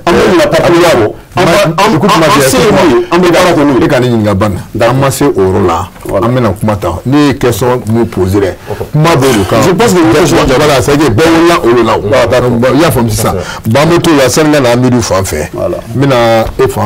voilà, donc c'est ça, 10 savani. Aujourd'hui c'est le combien là? Le 12. Donc le 19, hein, après la dame la caille quoi sina ka reporter fait ça va comment. Mais à cas bon ka climatiseur, je sais la comme coco avec tranché en rocon. Numéro de fois ka ba convaincre. Voilà, c'est ça. Et parce que voilà c'est pourquoi c'est maintenant les sina ka quête à dernière minute. Oui. Parce que on parle que a pour fora ka bon. Voilà. Madame l'EGF au niveau national EGF Kilendo. Au niveau national EGF Kilendo.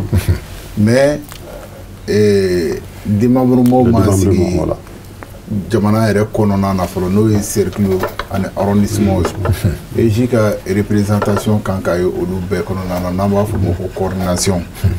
Donc o situation o problème o ma se ka résoudre fɔlɔ.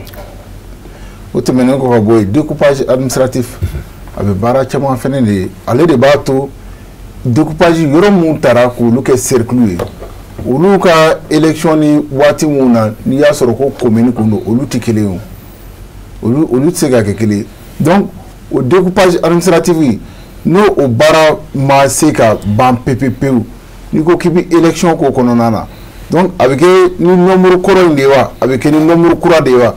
Est-ce que au bara avec tout donc il faut que le découpage administratif au bara in finaliser ka ban au delà reporting fait nécessité là EJ a démembre ba masigi région kɔnɔnaw la fɔlɔ ani découpage administratif au bara masika finaliser fɔlɔ min ye carte biométrique ko ye ne b'a ɲini malien bɛɛ lajɛlen fɛ an ka an muɲu ɲɔgɔn kɔrɔ et que nous acceptions aussi de traverser certaines épreuves. Gɛlɛya dɔw bɛ yen n'an ko ko changement forokurabɔ a tɛ taa wa bɔ kɔ dɛ n'an ko ko changement ko jamana kun sɛgɛnnen don hali n'u tun bɛ fanga la o waati réellement u tun b'a dɔn k'a fɔ ko problème bɛ jamana kɔnɔna na mais an ka jɛ an ka fɛn in solutionner ɲɔgɔn fɛ parce que ayons pitié de ce pays là fɛn dɔw bɛ yen nɔ an ka to k'a fɔli dabila wariko Mali filɛ crise de confiance depuis coup d'état fɔlɔ kɛra ka filanan kɛ n'an b'a fɔ o ma ko rectification crise de confiance de nana Mali ni a partenaires cɛ mun kun ka baara ye machine ninnu na baarali ye n'an b'a fɔ o ma ko carte d'identité fɔlɔ donc o crise de confiance in kɔnɔna na jamana tɛ se ka baara kɛ ni olu ka machine ye bilen donc il fallait faire une autre demande donc o demande n'a fɔra ko problème sécuritaire b'an da la ni situation ni changement fana bɛ yen nɔ. c'est un peu à tout moment comme argument il y a vraiment quand tu poses une question non jamana kun bɛ bɛɛ b'a dɔn jamana bɛ gɛlɛya kɔnɔ il y a vraiment an ka essayer ka an muɲu an ka essayer ka c'est tout ça là on revient encore en arrière mais kuma mun fɔra dɛ il y a vraiment parce que fɛn saba nin dɛ bɛɛ sigilen bɛ parce que n'u tɛna caman ɲininka voilà est-ce qu'il y a n'o jaabi n'a prévu pour que référendum ka se ka bɔ a dogo kɔrɔ parce que découpage mun kɛra n'o baara ma ban fɔlɔ référendum tɛ se ka kɛ o. d'accord. o la an ka hakilina de ye. d'accord Amidou fan fɛ voilà. ok bon i b'a dɔn nin fɛn in bɛɛ ye mauvaise planification ne bɛ baara kɛ ni sɛbɛn e bɛ ka découpage min fɔ premier ministre ka déclaration de politique générale là au niveau du CNT n'a ko k'a bɛ découpage bɛ au plus tard au mois de février ni février tɛ dɛ février 2022 o fɔra o ma se ka kɛ. an tɛmɛn'o kan a ma se k'a kɛ hali 2022 ɔ 2022 kɔfɛ février 2022 à mars 2023 baara ma se ka kɛ n bɛ misali kelen d'i ma découpage projet CNT ma voté yan a voté la ma ca dɔgɔkun fila dɔgɔkun saba ye mais est-ce que président y'a promulgué fɔlɔ wa o promulgueli kan ka dɔgɔkun saba ta wa an ka tiɲɛ fɔ ɲɔgɔn ɲɛna e min b'a la k'e presselen don ka baara appliquer baara fan fɔlɔ kɛra a votera CNT fɛ président dan ye sisan k'a promulgué dɔrɔn a ka bɔ journal officiel la o kan ka dɔgɔkun saba ta balimakɛ yɛrɛ b'a dɔn kɔni ko o ka jan dɔɔni voilà jusqu'à présent ne kɔni b'a promulgué ye i bɛ bɔ o kɔnɔna la assise nationale de la refondation ni kuma bɛ k'a fɔ k'an bɛ assise recommandation bila en œuvre mais chronogramme in bɛ kɛ o y'a sɔrɔ assise kɛra o donc n'i bɛ plan kɛ i bɛ plan bɔ ni assise plan de assise ye nin fɔ ɲɛna a ye nin fɔ ɲɛna a ye nin fɔ ɲɛna donc o bɛɛ de jateminɛna k'a fɔ ko a san fila kɔnɔ an bɛ nin baara kɛ. d'accord mais ne ye yɔrɔ min fɔra nin ye comme j'ai posé la question les trois là Amidou voilà parce que fɛn saba de fɔra et puis saba tɛ assise tɛ yan. chose découpage biométrique et puis ani voilà. NJ lajɛ. voilà. NJ le 11 juillet 2022. Mais comment il s'appelle il y a une date où on était le 11 juillet 2022. Ministre de l'administration territoriale et électrique chama. Quand on a fait un fait NJ mogo parti quoi représentant quoi tatu comme ça. O ala ma clé flabo on y a une électrique la sam. Électrique qui mène encore au Sirama. Et on a parti qui mène flani bureau flani du mafia no tene. Ministère Tagabara dike. Parti Jolibé bi kubuga congrès que kubuga recommandation là c'est ministre de l'administration territorialement Jolibé kubuga conférence nationale que kubala c'est donc ministre de barake mo ka recommandation TC mais to date parti yo mo tita compte déposé au niveau de la section des comptes de la Cour supérieure to date donc il y a un répertoire que il va au bout de discussion là parce que ils se sont montrés comme des partis pas sérieux donc moi au y clé donc au lettre on m'a clé flagrant du ministre Djabi ayi o kɔfɛ a ye ɲɔgɔn ye a nana a ye synthèse kɛ synthèse y'a yira ko parti majoritaire plus de 60 partis politiques olu ko ka ta groupement na parti damadɔ ko ka appel à candidature kɛ parti duuru de ko tirage au sort pour que ka o tirage au sort ta a ko non mɔgɔw tɛna bɛn ko la an b'a teliya an bɛ tirage au sort kɛ o teliyali kun kɛra mun ye pour que a ka teliya o mais o tirage au sort ni bi cɛ mun de y'a to a ma décentraliser c'est le retard.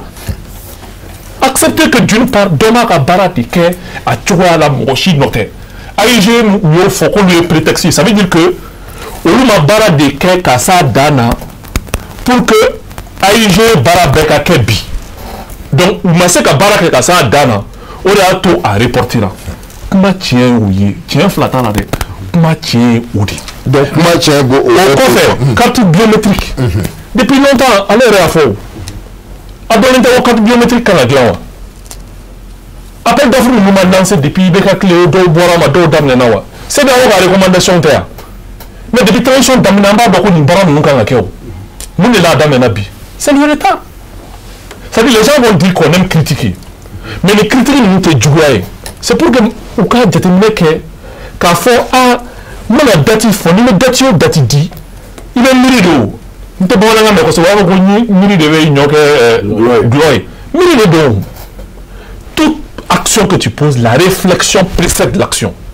Il va lire les fois, il ka waleke. Il va lire les fois, il ka datisi. Mali est tellement comme il ah non est-ce que ça enfle ma doro. Donc est-ce que ça enfle ma chan. Mais on a des conditions de jati mais ni nyama ou ya fo. Ah on nous ka chan. On nous ko ka doro. Nyama ou ka fo non vraiment on nya jati mineke. Anya la technicien aussi.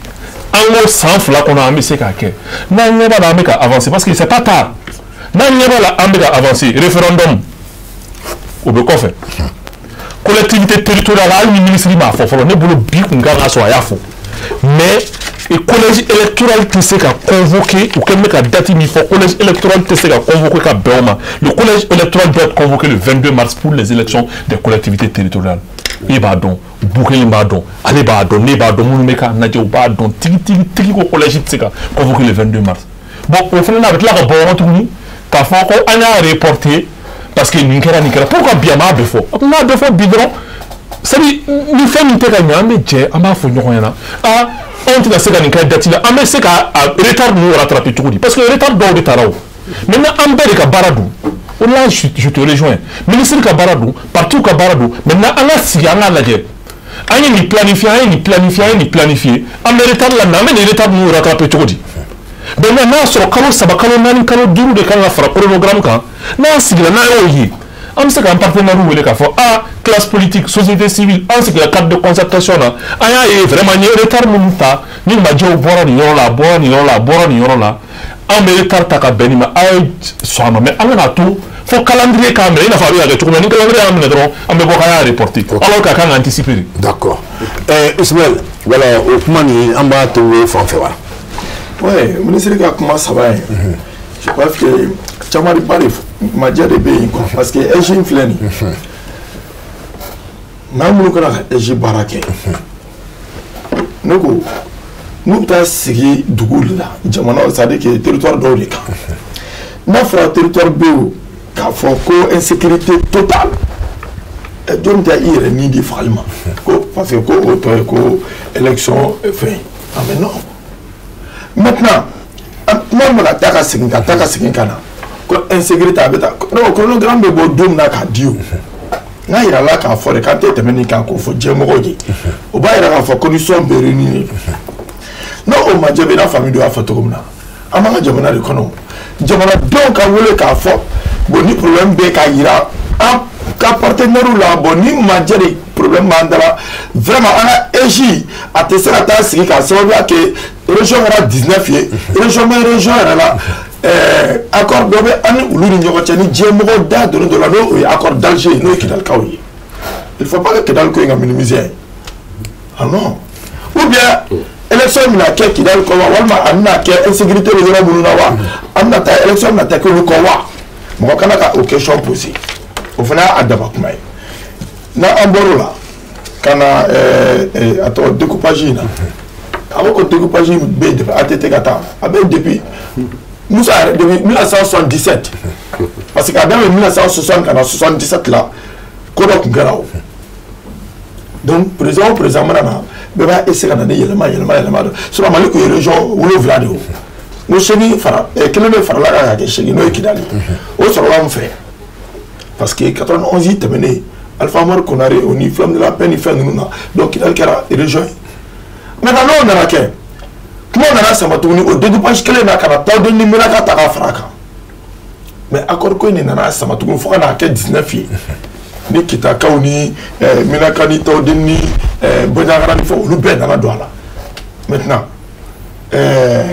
Ali au moufle madje baba là parce que do tara sargil dola ka uluta kulu fara nyoka do taka jenoi do taka jenogo parce que ulu jama ka tane ni jama bon non au problème nous au madje babeo am se ta élection au kangata donc aka kan fa na fo jama na do yi nous se ka ambassadeur ou ka bo dabre ko ina ko élection que les wajibe ko bogole nya danerema ni de là qu'on fait plateau aller agir ce qui tout là moi agir la transition le ministre qui a boire makanga non on a terminé barré non des fois ni ta que les mais ni tient na tient na fo le fond en test achina ka gouvernement ko janye ka tama ara ba kunka ni tient na ka fo carte biométrique comme faire le bouclier mieux qu'à fond c'est qu'à fond là n'est pas tes carte biométrique il a bien qu'à élection anga bara mu be kena yede o de joro be na krekana an balma mu be to dara nulu yere be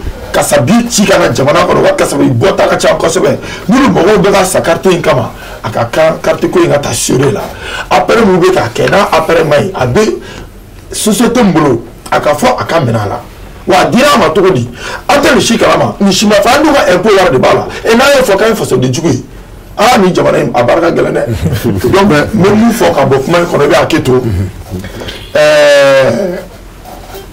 ni ashimi sur le soukou ashimi depuis ko ndamene amero na bia muteseo o mo constitution nyogri ban ni ko songo nyogri la 600 ça va sur solution sur la burkina ma ata beke delego ya ni delego frère go sigira parce que mu foni merci que ni fait de nous atesa ke kabe c'est impossible o ma delego de nata mairie la wa. Donc à tout moment, comme on le dit, quand tu vois déclaration de quai, on a au moins signé une date de fera. Mais nous, on va donner une date ultérieure. Ultérieure. On m'a fait sur ultérieure. Non, sur la fin, on croit de mina kewa. Voilà. Walma nini fanga de mina. Quand vous dites éji de fédéral, éji nyamo de gagne gagne. Allez, vous laissez dans Diaby Mouna là. Voilà, parce que voilà, date ultérieure là, voilà, ultérieure. Date ultérieure là, bon, vous le savez avant, ou bien que ben ne peut placer là. Nani ministre ka bon, ka date ultérieure fort. Depuis longtemps, abat donc à fort, qu'au délai est tenu. Depuis on va tirer ABC à un jour moroma. À nous be séance de travail que kaira ka fo a ningele abe o wala boulot ABC ka ni beke ka be volati même au vu de l'évolution des choses avec information foloso flana ABC parti politique ma à nous be je ou be sigi ma fo mo parti check ta salfa tête barote la ka mais il a sa base de données les partis sérieux du Mali. Nous tout cas assis ou tenu, nous c'est moi là. Tu vas te retrouver avec 50 partis politiques. Ibika Barake, techniquement très bien, et tu leur demandes, on peut dire séance de travail que nous avons fait. Donc, il y a la séance de travail belle là. Il va donc au dati min, ni a reporté min ani dati, ma kani dati là. En ce moment, il y a beaucoup de informé qu'à fond, ah, ni aïe, moro, ni doina. Au lieu de faire un mais il y a assurance qui a un jeu de démembrement bébé si femme bébé fait comme une doma. Ni parti politique ou une royaume en benaka qu'à en tout cas donc bien bien faire un vraiment amassé qu'un référendum que mais avec ce qu'à une date là. Mais bien bien faire lisibilité faut là donc à la fois ministre qui a barra démarché à manier ne pas placer là démarché ailleurs à bien à l'abandon il y a un gars à dame de nos et puis aya amena depuis longtemps né à faire un mois et plateau donc qu'a fait moi ni dina molia do beba ba tseka ke donc avec 2 mois bon le reba donc tiki 4 tseka ke donc depuis 2 mois ni bara préparation mesdames à la par exemple même misal dima à la date d'aujourd'hui techniquement ce n'est plus possible qu'à élection des collectivités territoriales que donc on a aller à ou dati limité kono si ça ngana sera sera ay juillet mokoma ça ngana sera c'est la partie politique ma ah ni monte c'est que donc amé milide ama la ni retard ama ja élection ko de wa ama ta présidentielle drone le interrogation ni ma foko akete ne le interrogation ou bien ama délai pousser doni kata ni fait wa donc là al décaler comment fla de bina faraka wa comment ça va de beka faraka ni o ni fo ça dit maliko la sacrifice berambake fanga ko fatana mais barala ça dit ka foni dini ngani quoi barala anga janga baraka avec sincérité mais sincèrement hein, je trouve que mɔgɔw bɛ wele ka t'u sigi salle kɔnɔ ten i tɛ se ka taa mɔgɔ 100 fila mɔgɔ 100 sigi salle kɔnɔ ka n'i hakilina fɔ le travail n'est pas sincère c'est ce que je pense et bɛɛ bɛ ne dɔn ni min bɛ n kɔnɔ n b'o de fɔ il y a pas de sincérité dans le travail on a l'impression que plan dɔ bɛ yen o plan de bɛ ka exécuter ka taa et min ka d'olu ye olu de bɛ kɛ mais ni aw ma jɛ ka baara kɛ ɲɔgɔn fɛ dɔ bɛ dɔ dɔn dɔ t'o dɔn et je pense que techniquement il y a des failles. Bon, donc il te répond toujours. Voilà, comme au Kaba, il y a fait voilà, vous, Ah bah comment toujours, la tradition. Les traditions. Voilà, n'est-ce pas? Voilà, bien maintenant, bon, Nina, au moins une date donc on fera. La manière que nous savons, vraiment, masser gagner Nina, mais nous donner, ou la fois. Mais ultérieurement, je crois que moi, la table avec la tête. Voilà, un du peu, un qui était le baby, il y a la voix. Est-ce que nous, bien voilà. Ah, mais voilà, oui. Intérieurement, oui, coffee. Mais donc, les mains font à la. Balamake Boraka Fotomuna. Et tu dois bien. Après, que conseil, c'est qu'à blagner, c'est une donné.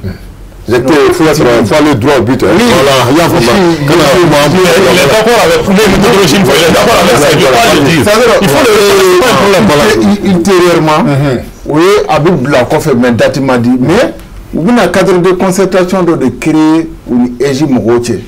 Ah, au bout de quoi? Au bout de quoi? Exactement, c'est que date mon pour que vous faites communiquer quoi. Vous connaissez, on va jatiner ultérieurement là. Parce que nous avons sur disposition nous talons donc directement communiquer qu'on a nous faut bon on une datina. Mais le fait que au marqué, bado organe kabara élection et résolution et nous venons blaler le découpage administratif baraoula nous hakla cadre de concertation benaye au ministère de l'administration territoriale pour que ça dati cleaner de élection c'est que dati mon bonana on connaît on ga d'accord bon oui bon ultérieurement au cas sinon quelques mots ultérieurement corodron barado de Tunganga ke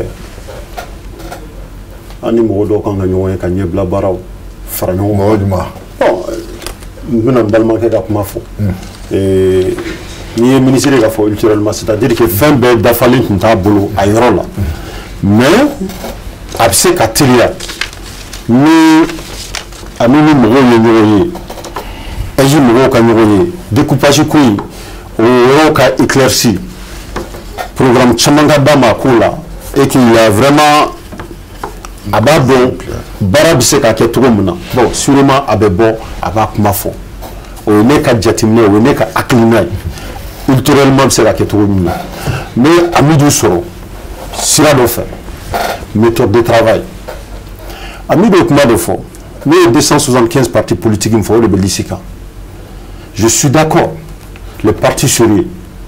Les transitions comme Baradam là, les partis sérieux, peut-être d'autres ne vont pas, comme tout le temps, de revenus ou tapagique, même s'ils ne sont vraiment pas des partis structurés, ou tu vas disqualifier ou ou takata framokodoka. Mali de l'administration de Barak parce que l'administration, c'est l'administration territoriale de Baramga, à tissé qu'à quel parti politique ou tel, belle de Woli. On est comme un salle de fac, 200 personnes. Nissan fera 200, plus de 200 personnes. Je vais vous dire parce que nous avons sur le revenu de Djadro Kofo. Donc, on a chef. Non, c'est juste sur la transition. Mais moi, ce que je comprends pas. Il faut que vraiment, il faut la sécurité du Syré Kake, vraiment que les gens soient sincères, vraiment que la barre voilà. 200 partis, c'est des responsables. Ils ont créé leur parti. Maintenant, il n'y a pas de parti, Kabogo n'était parti sérieux, ou on était nié. Il y a comme ça. Parce que moi, il fallait à carré se pousser le bas pour le dos. C'est un grand parti.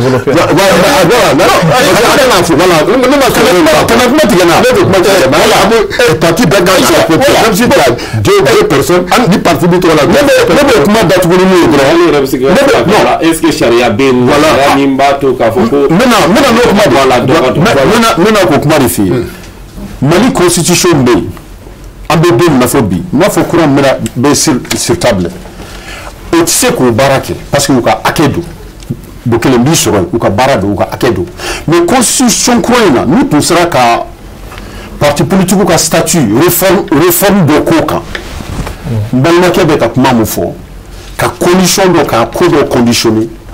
Atumse ka chamambo anga wo achi kala mununa mais no konite ambo yoro na biya mega bara de constitution korodi bon constitution kɔrɔ la n'i ma kɔlɔsi ka jalaki bi dɔ kan ou bien ka dɔ sen bɔ a la u bɛ se ka taa politique k'i kun.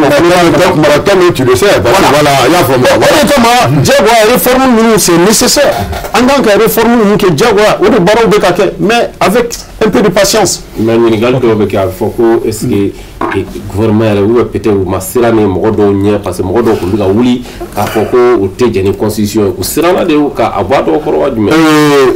Bakar ni gouvernement yi maa ma bɛ ni gouvernement in kɔnɔ cɛ fɛn fɛn ani musoba fɛn fɛn bɛ yen ne ma siran maa si dusukun na.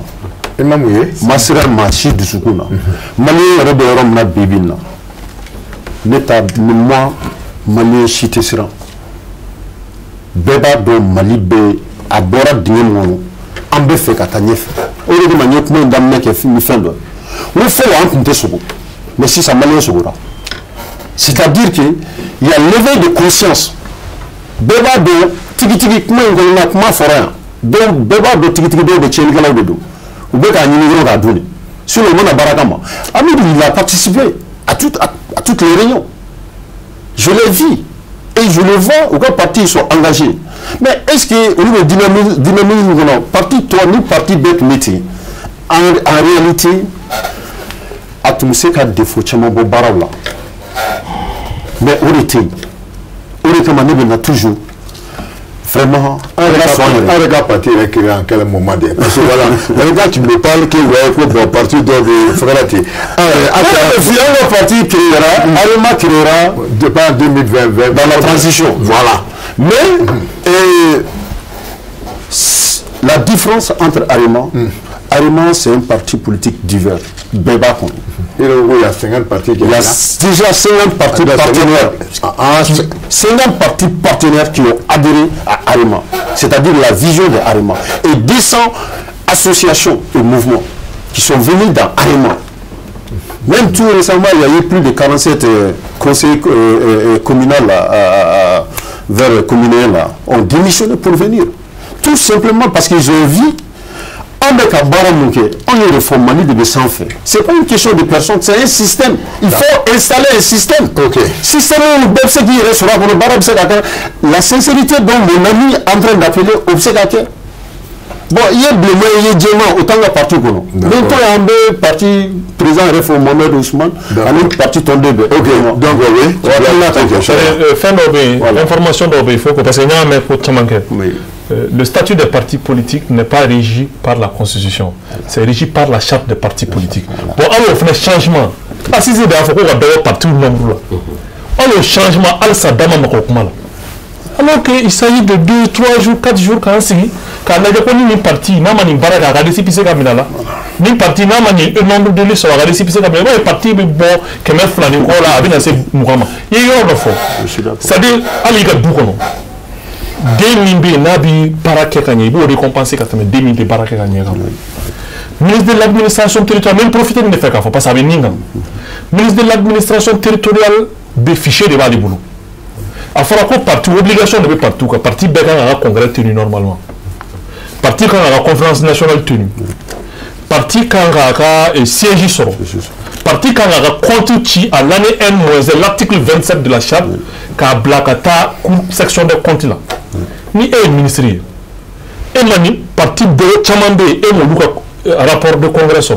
Il y a un rapport de conférence nationale sur il y a une section de compte et rapport là il mouillé donc il va de l'autre parti donc et nous avons là depuis que madame il va faire ah nous avons fait un comment ah on est la règle là on devait que ça le loi respecter dans les barakettes c'est une méthode que j'ai dit peut-être si les techniciens du ministère de l'administration territoriale m'écoutent ils peuvent l'utiliser et c'est des arguments valables moi il y a faut que parti chama do betan la bara perturber betan ni no ke betan do ma ke donc anse ka bara nyana make do rega fo la ko iba ka fo iya fo munute régler konna na directement le ka kele ka chacha ko effectivement c'est vrai on de l'étape maintenant là c'est même avant la moula mais ne ba d'abord abna fo mala ne ba don et fo ba d'abord comme rega partout la bouchi parce que do be no look ma rotium ne te sera ga gona élément tondi ne une conférence nationale qui ka mo la bo mali fambe fait qu'on rapporte ça on s'en est bien compte section de compte de la Cour suprême là ça on est bien congrès qu'à Ouattila ne bɛ participer élection na e bɛ se ka taa ne sigi ne kumakan ni mɔgɔ min tɛ nin si kɛ o kumakan ka kɛ kelen o tɛ se ka faamu sa. ok Ismaël Fane an bɛna i ɲininka Ismaël sisan ni report min kɛra o yala est-ce que communauté internationale i y'a faamu o ka réaction bɛna kɛ cogo di o yɔrɔ la. maa min ɲin tɛ jɔ o b'a dɔn o b'a la maa min b'a sɔrɔ o b'a dɔn o b'a la maa min tɛ tele o b'a dɔn o b'a la maliyɛn bɛɛ sigilen dɔrɔn ko bɛ bɔ a la wa ni ko fana bɔra a la hɔrɔnya la an kana ka jɛn n'a ye. maliyɛn bɛɛ sigilen don ko bɛ bɔ a la ko bɛ bɔ a la parce que ne ye ɲininkali min kɛ nin don ko bɛna bɔ a la quoi mais ko bɛ bɔ a la o e ka dali parce que i ma politicien ya ni ye olu kurakurani dontɔ ye politique yɛrɛ kɔnɔ fɔlɔ tubabukan a ye tubabukan bayɛlɛma ka taa sira dɔ fɛ.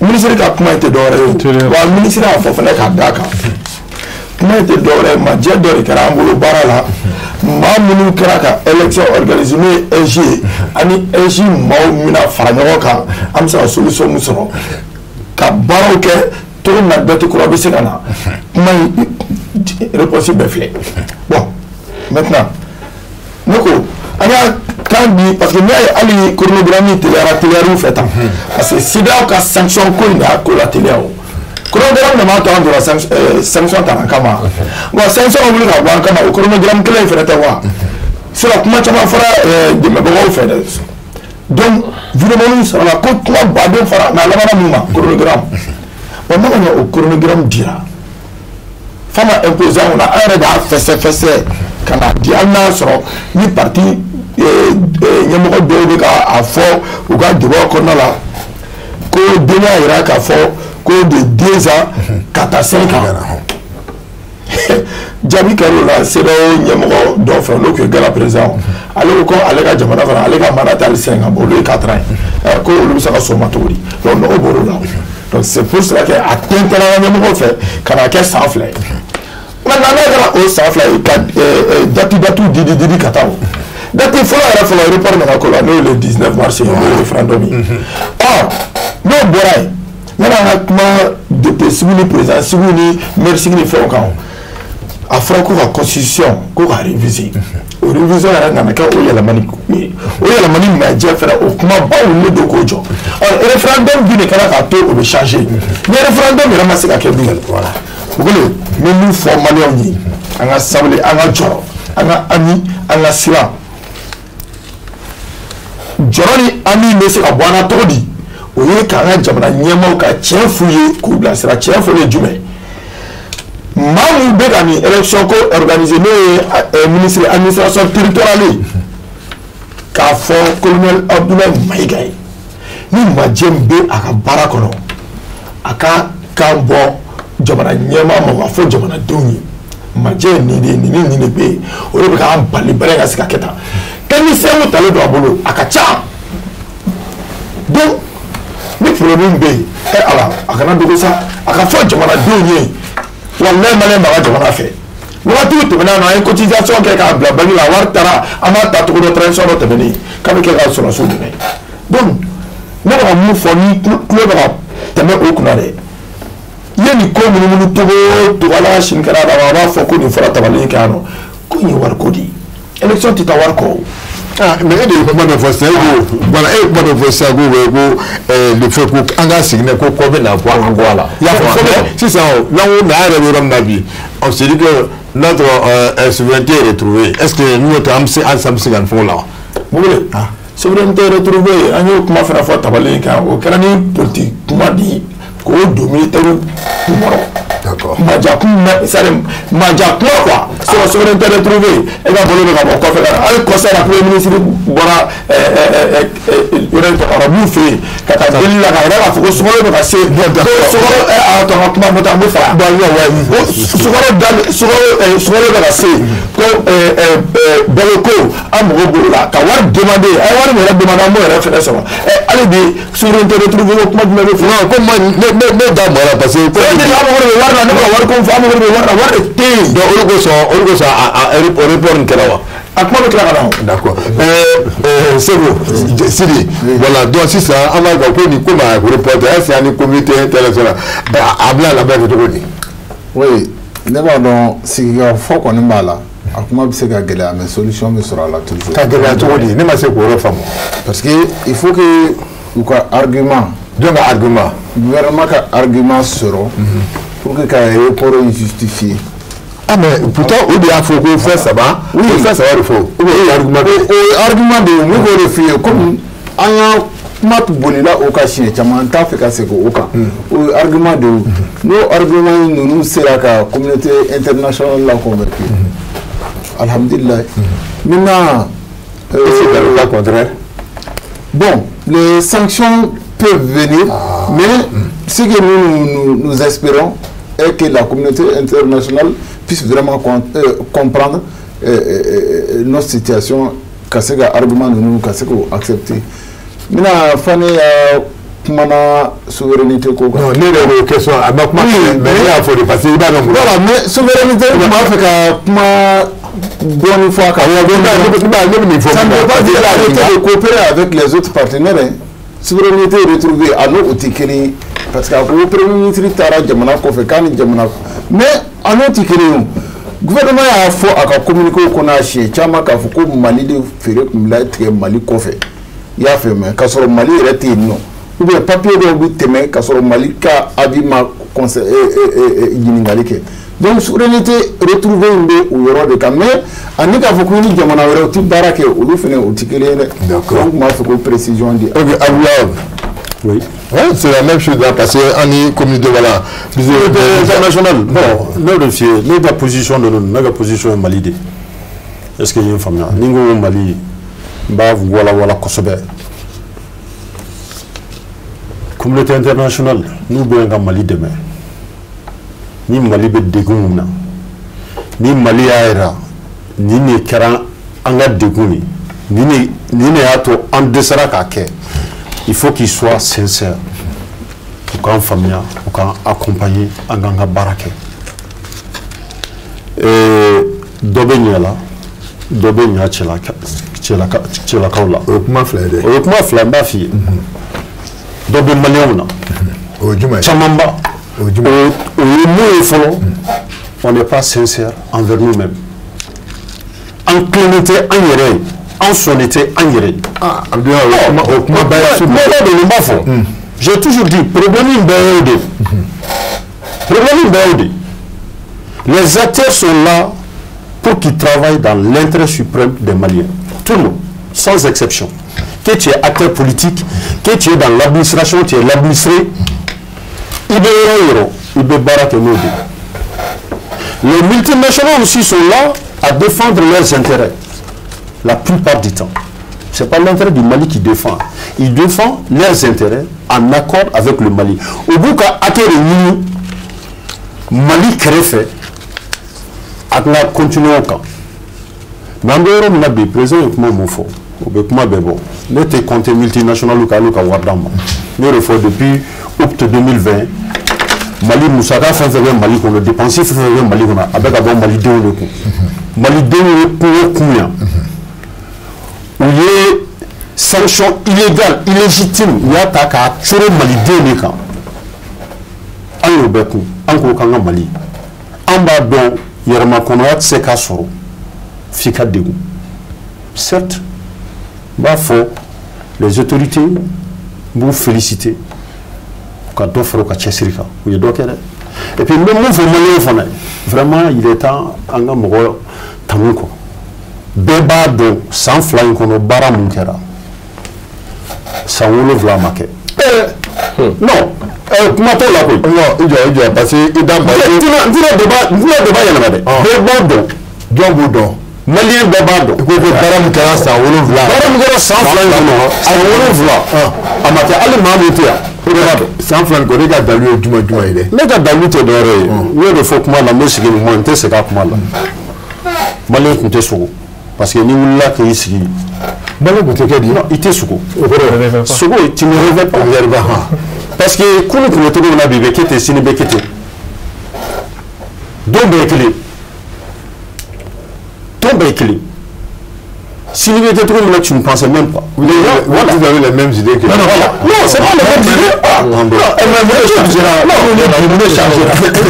changera. Parce que toi, on a que nous, il faut que les effets. Ah, ok, excusez. Est-ce que tu vois? Effectivement, changer le comment en créant et puis même, il est temps, en la fin de faire même profiter que pour la peine de la depuis 1800, depuis colonisation d'âme, la Dieu Fambé, Machima c'est qu'à colon gain en classe, en modération, tranquillement, qu'on gagne à Bika Djamana Kono, qui y reste Aso, Amakeni Djeriboyi, Amakeni Kumachamay. Donc, la transition c'est la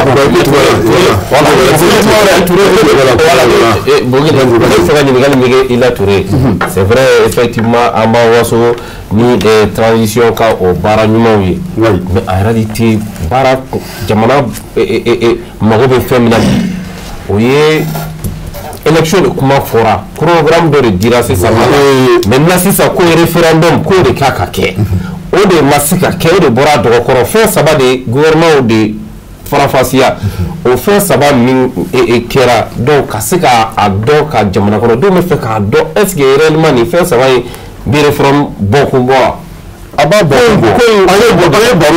ababo ne fera mon fils jamana jo quoi prenons le temps qu'il le faut en Ghana boli il y a une élection qui a manqué Mali comment il y a une élection qui a manqué aboutira Mouka bi alhamdulillah n'a eu mon soro mon be hami Malikola mais le référendum de quoi avec non comment de fille non amama sujet pratiquement ne ka jatimine ou be ka baraka to mona ani be mundo abe songa ke mois de mai n'a eu raté avec un jouet mais ne gaffe au comment si tu as gaffe au comment là le référendum c'est là que administration territoriale c'est ka baraka ni politicien te au ko bolo bu ko fait ko bolo bu nya fait anga baraka na me era bolo ni bolo e ka na me ça era bolo il faut attirer quel politicien te et du mal du golo milege politicien bet naso donc on a ma siga ka fa atna sika ke quoi bon utilisation et balma ke ko mo do fo parce que débat ni ka laje ko on comment nous faut à midi soirée il est vraiment temps les partis politiques qui qualifient vraiment d'être des partis politiques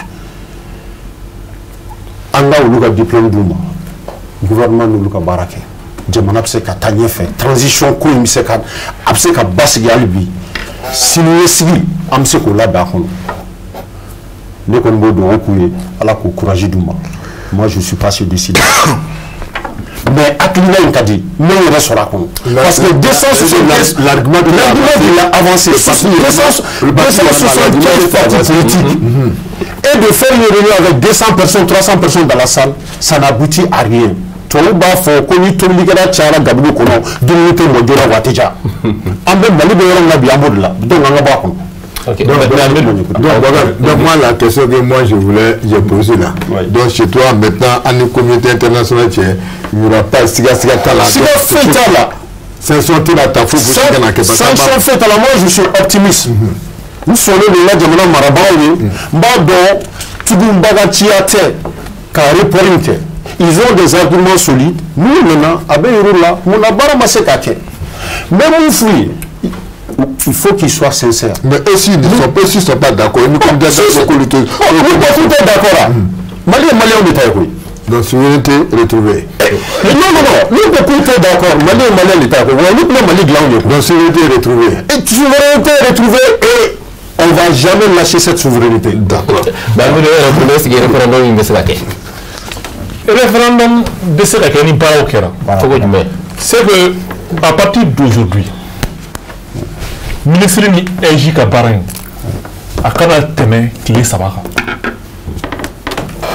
kile saba in kono be baran ni ko ka ba ka fo eji mo ka fo ka ta se ni do ma o meni nga dimambre ma usigi wa domo karsa ka baran ni ale be nike karsa ka baran ya be nike on peut rattraper ça maintenant ni baran be pour ka se ka ni o de fo atteignait un sigi un kuma. Mais en combien de jours quoi? Toi, nous on veut te baser. Non, quel que soit Alpha, déjà projet de loi, on va valider fond.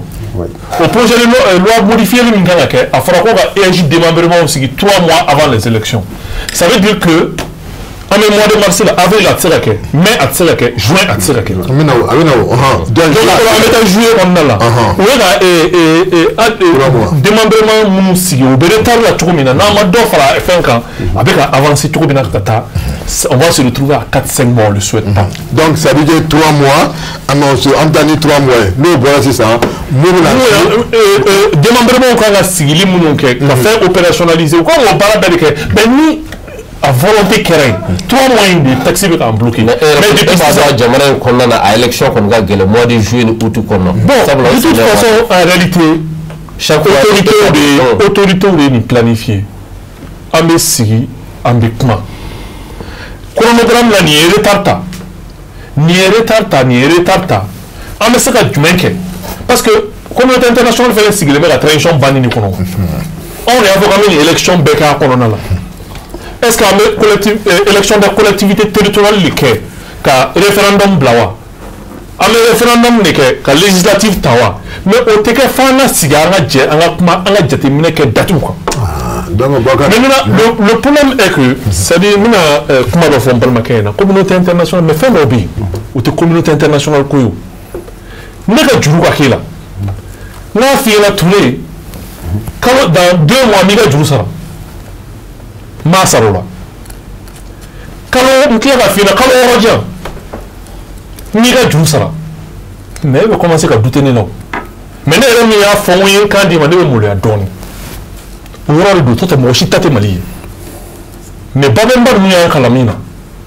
Souviens pas nous en calamina. On est en calamina. Mais quoi, on a qu'à faire des cambés, c'est un damé mon. Un damé en dalakani. Mais Ami de Euro fait la politique, mais phénomène où le lait du en réalité, on est deux. Ça dit Mali, on est blanc. Mais on est avec un focus corolo, il y a quelque chose. Ça me dit ça, on a avec un focus manié. Politiciens de Rontéo. Nous, candidat, c'est la fois. Politiciens de Roman Marakéo. Je donne l'exemple du président Amadou Toumani Touré. C'était pas un politicien, c'était un militaire. Un premier ministre Nanita, Mariam Kaïdama, Alaka Hinala. Premier ministre Mourou Sidi a sorti parti là. Et Agamani, le premier ministre Agamani. Non, je pense que c'était Ousmane Youssouf, mais il y a des partis politiques là. Mais Mara Ngenawa. Est-ce que le parti politique ou de Koumeko gérer? Non, Mara Magné, ni sans la mouna. Et vous venez avec un faux sans améliorer Mara Mafaline. À sa nomination que l'on débite, à chargé de mission que l'on débite. Primature là aujourd'hui, c'est pas moins de 15 chargés de mission. Moi, je dis non, comment faire pratiquement fallu, pratiquement fallu, quoi ça veut. Ama doit dire que pratiquement quoi fallu. Alors il y a folie de que Allah baraka tout fallu, n'a baraka tout fallu ni bébé ni là-bas. Moi je trouve j'ai espoir. Sincèrement, n'ayant connoté avec la volonté politique. N'ayant planifié, je pense qu'on peut atteindre les résultats. Je dis on, parce que le ministre qui a résultat, le président a résultat, Malien Bel qui a résultat, donc transition, on a plan d'action là, axe clémé, axe 4, réussite de la transition, ni affiné, on a plan d'action évalué, conférence nationale là. On a réussi qu'à bout, il y aura bien considéré, oui, le soutien à la transition, c'est à 83% d'actions réalisées. Ah, parce que moi, je sais comme directement, qu'on a tout soutien à la transition. Ah, comment directement réformer? Parce que voilà, on a soutien à la transition. On ne peut pas donner de transition soutenue. Mais moi, on peut faire les médiatifs. Mais il faut aller, ne pas comment là, c'est ça. Il peut être le comme ça, le saut. Mais comment nous faut un mandat parce que transition, quand même, de ce qu'on a. Mais, on a toi, on a Djarabou, quoi, façon Djarabi. Femme jaye mais ni Madjeba la ikafo mais na la façon Djarabi avec Dafila na dine Mali soro anaka nyema be d'accord il be ka be sigurati na 77% ni mo ni ko mbora ka critique wa fa fra chela ala maka barada mne fo sant wo vla na dafa no chanye libéral léger do ni bora ni kuma fuma mo bi ni mais bi avec ka tukudi d'accord leader de la société civile ko bete ni kadim anni ala la bu kono ni kadanye amana ala ala foko ni yoro ni mayala ne ba do mo chama be no obedini n'o kana dimi an bɛɛ bɛ nin ko in ɲɛli de fɛ an bɛ baara kɛ a ka ɲɛ mais ni yɔrɔnin minnu man ɲi an bɛ jɛ k'olu fɔ ɲɔgɔn fɛ ne yɛrɛ ye kuma caman fɔ n ye proposition ni solution caman fɔ n ka kuma kɔnɔ. d'accord donc Bakar waati mun dira ma donc sisan an b'a fɔ oui an bɛna solution voilà n bɛna solution ma donc solution la sisan Abdulham i ka solution. bon ne ka solution baro ni kuma laban fɔlɔ an bɛ se ka profiter n bɛ i ka filɛlikɛla bɛɛ fo mais solution fɔ fɔlɔ an bɛ se ka filɛlikɛla bɛɛ fo n ye solution di solution c'est maliyɛnw ka sɔn u yɛrɛ ye an ka vraiment qu'on soit sincère jamana marabagaw fana hali bi u ka dɔ fara u ka cɛsiri kan maliyɛn ma bɔ maliyɛn na fo ni maa mun kɛra tiɲɛlikɛla ye mali jɔliko la mais ɲa waleya bɛ mɔgɔ mɔgɔ la a miirina b'a kɔnɔ a n'a b'a sira kan a y'o tigi fara o kan an ka faso in jɔ faso in y'anw de ta ye maa si tɛna jɔ an ye donc j'appelle les Maliens vraiment à l'apaisement transition mɛnna o n ye nin fɔ transition daminɛ la n'a mɛnna o a surunyara o maa si tɛ anw Maliens don n'i ye Amidu ta k'a bila ɲɛfɛ Amidu n'anw de bɛ baara kɛ n'anw ma baara kɛ sira fɛ sira min ye ɲɛta ye fo ka taa diɲɛ wuli a tɛ se donc c'est pas une question de personne c'est une volonté c'est une décision débat caman bɛ yen passion bɛ mɔgɔ la c'est normal an ye Maliyɛn de mɔgɔw bɛ bɔ de différents côtés u ka dekun ye mun ye u bɛ kuma o kan ou bien u y'u somɔgɔw ye ou bien u y'u teriw ye olu bɛ dekun na mais jamanajɔ tɛ se ka kɛ ni émotion ye an bɛ tiɲɛ fɔ ɲɔgɔn ye mun tɛ bɛn o tɛ bɛn mun tɛ sira ɲuman kan a tigi ka sira dévier a ka segin a kɔ ou bien a k'i sen bɔ a la donc ne b'o kuma de fɔ n bɛ n profiter a ka plateau fɛ ka Arima tɔnden bɛɛ lajɛlen a n'a partenaire politique fɛn fɛn bɛ yen qui sont en collaboration en un mouvement, association, on est vraiment tous les Maliens de la diaspora américaine, canadienne et dans le monde entier. Au cas de faire Chesrika, carte biométrique comme bien, au cas de sous-beaucoup là, on est machama ou dimina parce que nous réali je suis en bas plateau quand on a zoom qui ni jamana oroye au cocan camaro bla apaisement là. Carte biométrique avec d'abord les camas. D'accord. On peut faire un Malien à Kédon. Barabetenoui. Bon, vraiment, à tisser Kateni dans le. Ma photo du mois, dans l'indiscipline. Ok. Et Jamana est référé à Seka-Djonoye. Beka Dok, Jido qui gagne Makula. Vraiment, en Ansiri, en Gafmani Nyoye. D'accord. C'est quoi j'ai quitté. MPJ façon MPJ façon il fait mouvement patriotique pour la justice. Mais wati mu kono bi transition ye ambela jeli de je. Parce que na tchena bi mumba ama fo mo état contrôle peut-être on a des idées contraires souvent position locale. Mais ambela jeli haklinaye akanyaye jamana in ka se ka bɔ avec difficulté mun kɔnɔ a ka se ka bɔ kɔnɔ mais cheminement bi ta sɔrɔ olu tɛ kelen mais a finalité bɛɛ kelen an bɛ mun ɲini maliyɛnw fɛ an ka jɛ an ka hakilina kɛ kelen fɛn dɔ bɛ yen a jɛgɛnnen don mais a ma bɔn fɔlɔ sigikafɔ damu don halisa ni problème mun bɛ yen transition in gestion kɔnɔna na k'a fɔ ko mun bɛna dankari jamana yɛrɛ taali la ka se a ka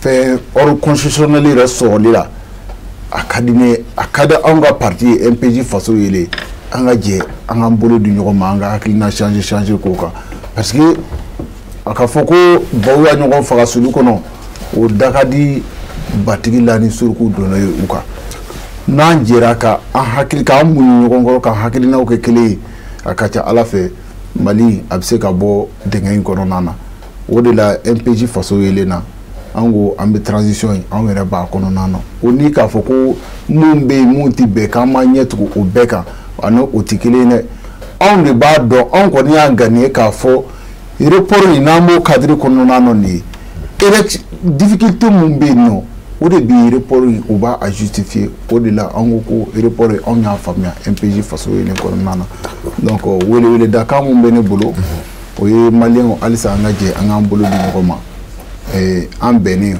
o de bɛ se k'a to a b'an renforcer jugu mun b'an jamana in kɔnɔ yan ani mun bɛ kɔfɛ olu an bɛ se on peut faire face aux ennemis du pays o la n bɛ foli lase an ka tɔnden bɛɛ lajɛlen ma MPJ tɔnden bɛɛ lajɛlen n bɛ foli lase o ma an ka président ba yɛrɛ n'o ye Imam Umaru Jara ye n bɛ foli belebeleba lase a ma an lajɛbaga bɛɛ lajɛlen n bɛ foli belebeleba lase o ma halisa Ala ka jamana ye Ala ka jɔlen to Ala ka hɛrɛ n'a kɔnɔ ka bɛn n'a kɔnɔ merci Ismaël bɔgɔle même fɔ maliyɛnw ye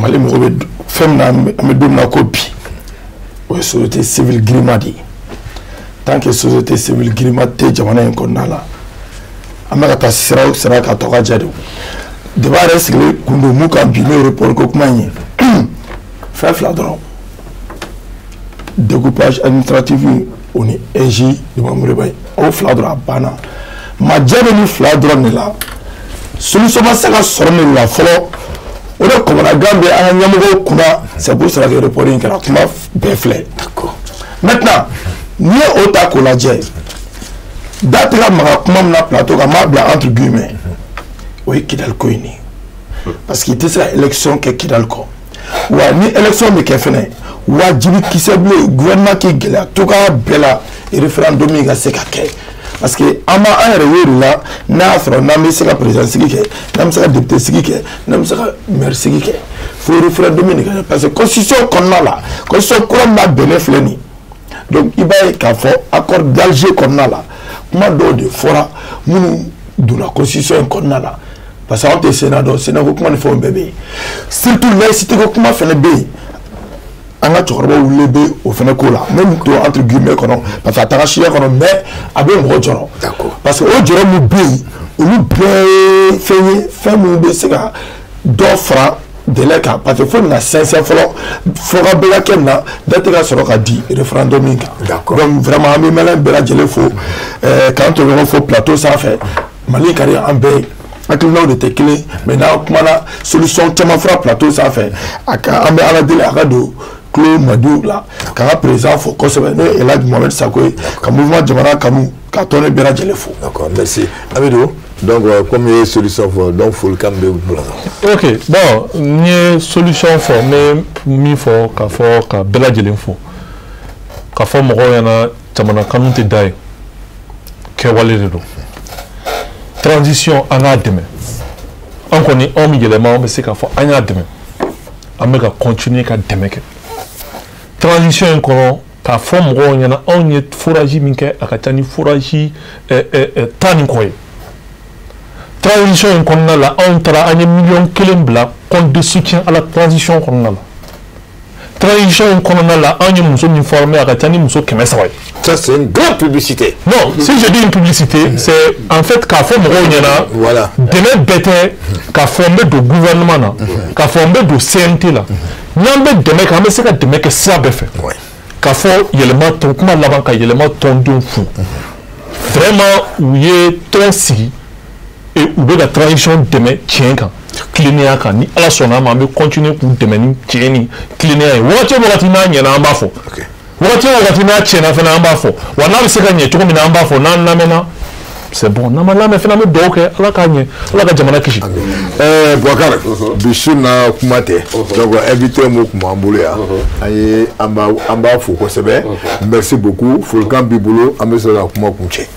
Bokile an bɛ bɛɛ fɔ ka bɛɛ lajɛlen waleɲuman dɔn o b'a fɔ bamanankan na ko solikabɔ fila sɔgɔmada kelen dɔ bɛ sa dɔ ye donc o la ka segin ka bɛɛ lajɛlen fo ka bɛɛ lajɛlen waleɲuman dɔn u ka kulomajɔ n'u ka hakilisigi la ka ɲɛsin a n'u ka dusukanu ma ka ɲɛsin Siri Fula Tele ma donc an b'u fɔ k'u waleɲuman dɔn ni Ala sɔnna ma dimanche nata tuguni jamana kunkanko kibaruya an n'a sigi a kɛnɛ kan tuguni min ani an filɛbagaw bɛ se ka faamali sɔrɔ jamana taabolo la cogoya min na. Ni tɛ baasi ye an y'o fɔ an m'u y'an dɛmɛ ka baara nɔgɔya an bolo an bɛ taa Bangoni Jɛngɛnɛbugu la n'u ye Siri Fula direction ye monsieur le directeur Ousmane Sougouré, Ani Anaka Djono, Ambou Oufou, les ressources humaines, la direction commerciale, ou Bella Djeloufou. Il y a vraiment qu'à Fouloubé, nos bonnes, amène la plaque tournante, Mourou Bouya. Bouya Koulibaly, responsable technique, Mohamed Ketaï, donc réalisateur, régie à fond Fombe, à Beba, Aleka Boulouka. Donc Mohamed Keta Mou, Ambi Foki, Walmadon, l'autre Menakabomou, Adama S. Koulibaly Kafou, GMT, Moussa Traoré, Kalifanafo, Mouye Abou officiel, Lassa Abou, l'autre Menamta régie là, Koche Djara, Ambi Fo, Chaga Koulibaly, Kifanako, Ani Didi Bokoum, Oni Aboka Traoré NB, mais gardez ni toi tout moi. Ami garde national ambolu fo dugumana la no sabla olu fene be aka angala kana kama mi ansar gardu fene chekura ani Musa ambo olu fene fo ani chauffeur Lamine Traoré Seydou Diallo ani Souf Diallo donc aya fo o be soliga wuli benye wa bebeda ou nyefene donc vraiment bou fo ka chesri la. OK, asa sempara qu'il faut amnata sempara tene kalifona fo go Aïdra Bouaké kalifona fo mi pavena simounier ka fona fo nasifi kwate abi fona fo mi madame Touré Djanaba Konaté Mayabou do temela ka boy Almami Traoré Côte d'Ivoire la sina Sanogo Foruna Gar Zego Ambali fana fo no temela ka boy Traoré Mahamadou Mouri ale sigimbe Abidjan Traoré Bakari au France sigimbe Abidjan Mouye Siriki Traoré et Siriki Sangaré le président des promoteurs immobiliers de l'Afrique de l'Ouest au Kundana Malaya au Befra Noga Ana Foumuso Ama Fanafo elle est journaliste il y a fama issue d'Urka télévision Toré voilà donc abe barala au fana Bokumbea amu ou Bella Djenofo ne temela ka boy Abdraman Traoré Kalifo Mouye Zewa Abdou Karim Konaté Babagaïgo Ambali Fanafo ne temela ka boy dron Ama Kounchen Djoy Ousmane Chérif Madan Aïdra Anyuman Nana c'est vous vraiment merci beaucoup et il y a un mois à me docker à la qui mangro donc parfois comment faire un bout Bella Djenofo à Cambé dimanche prochain merci beaucoup.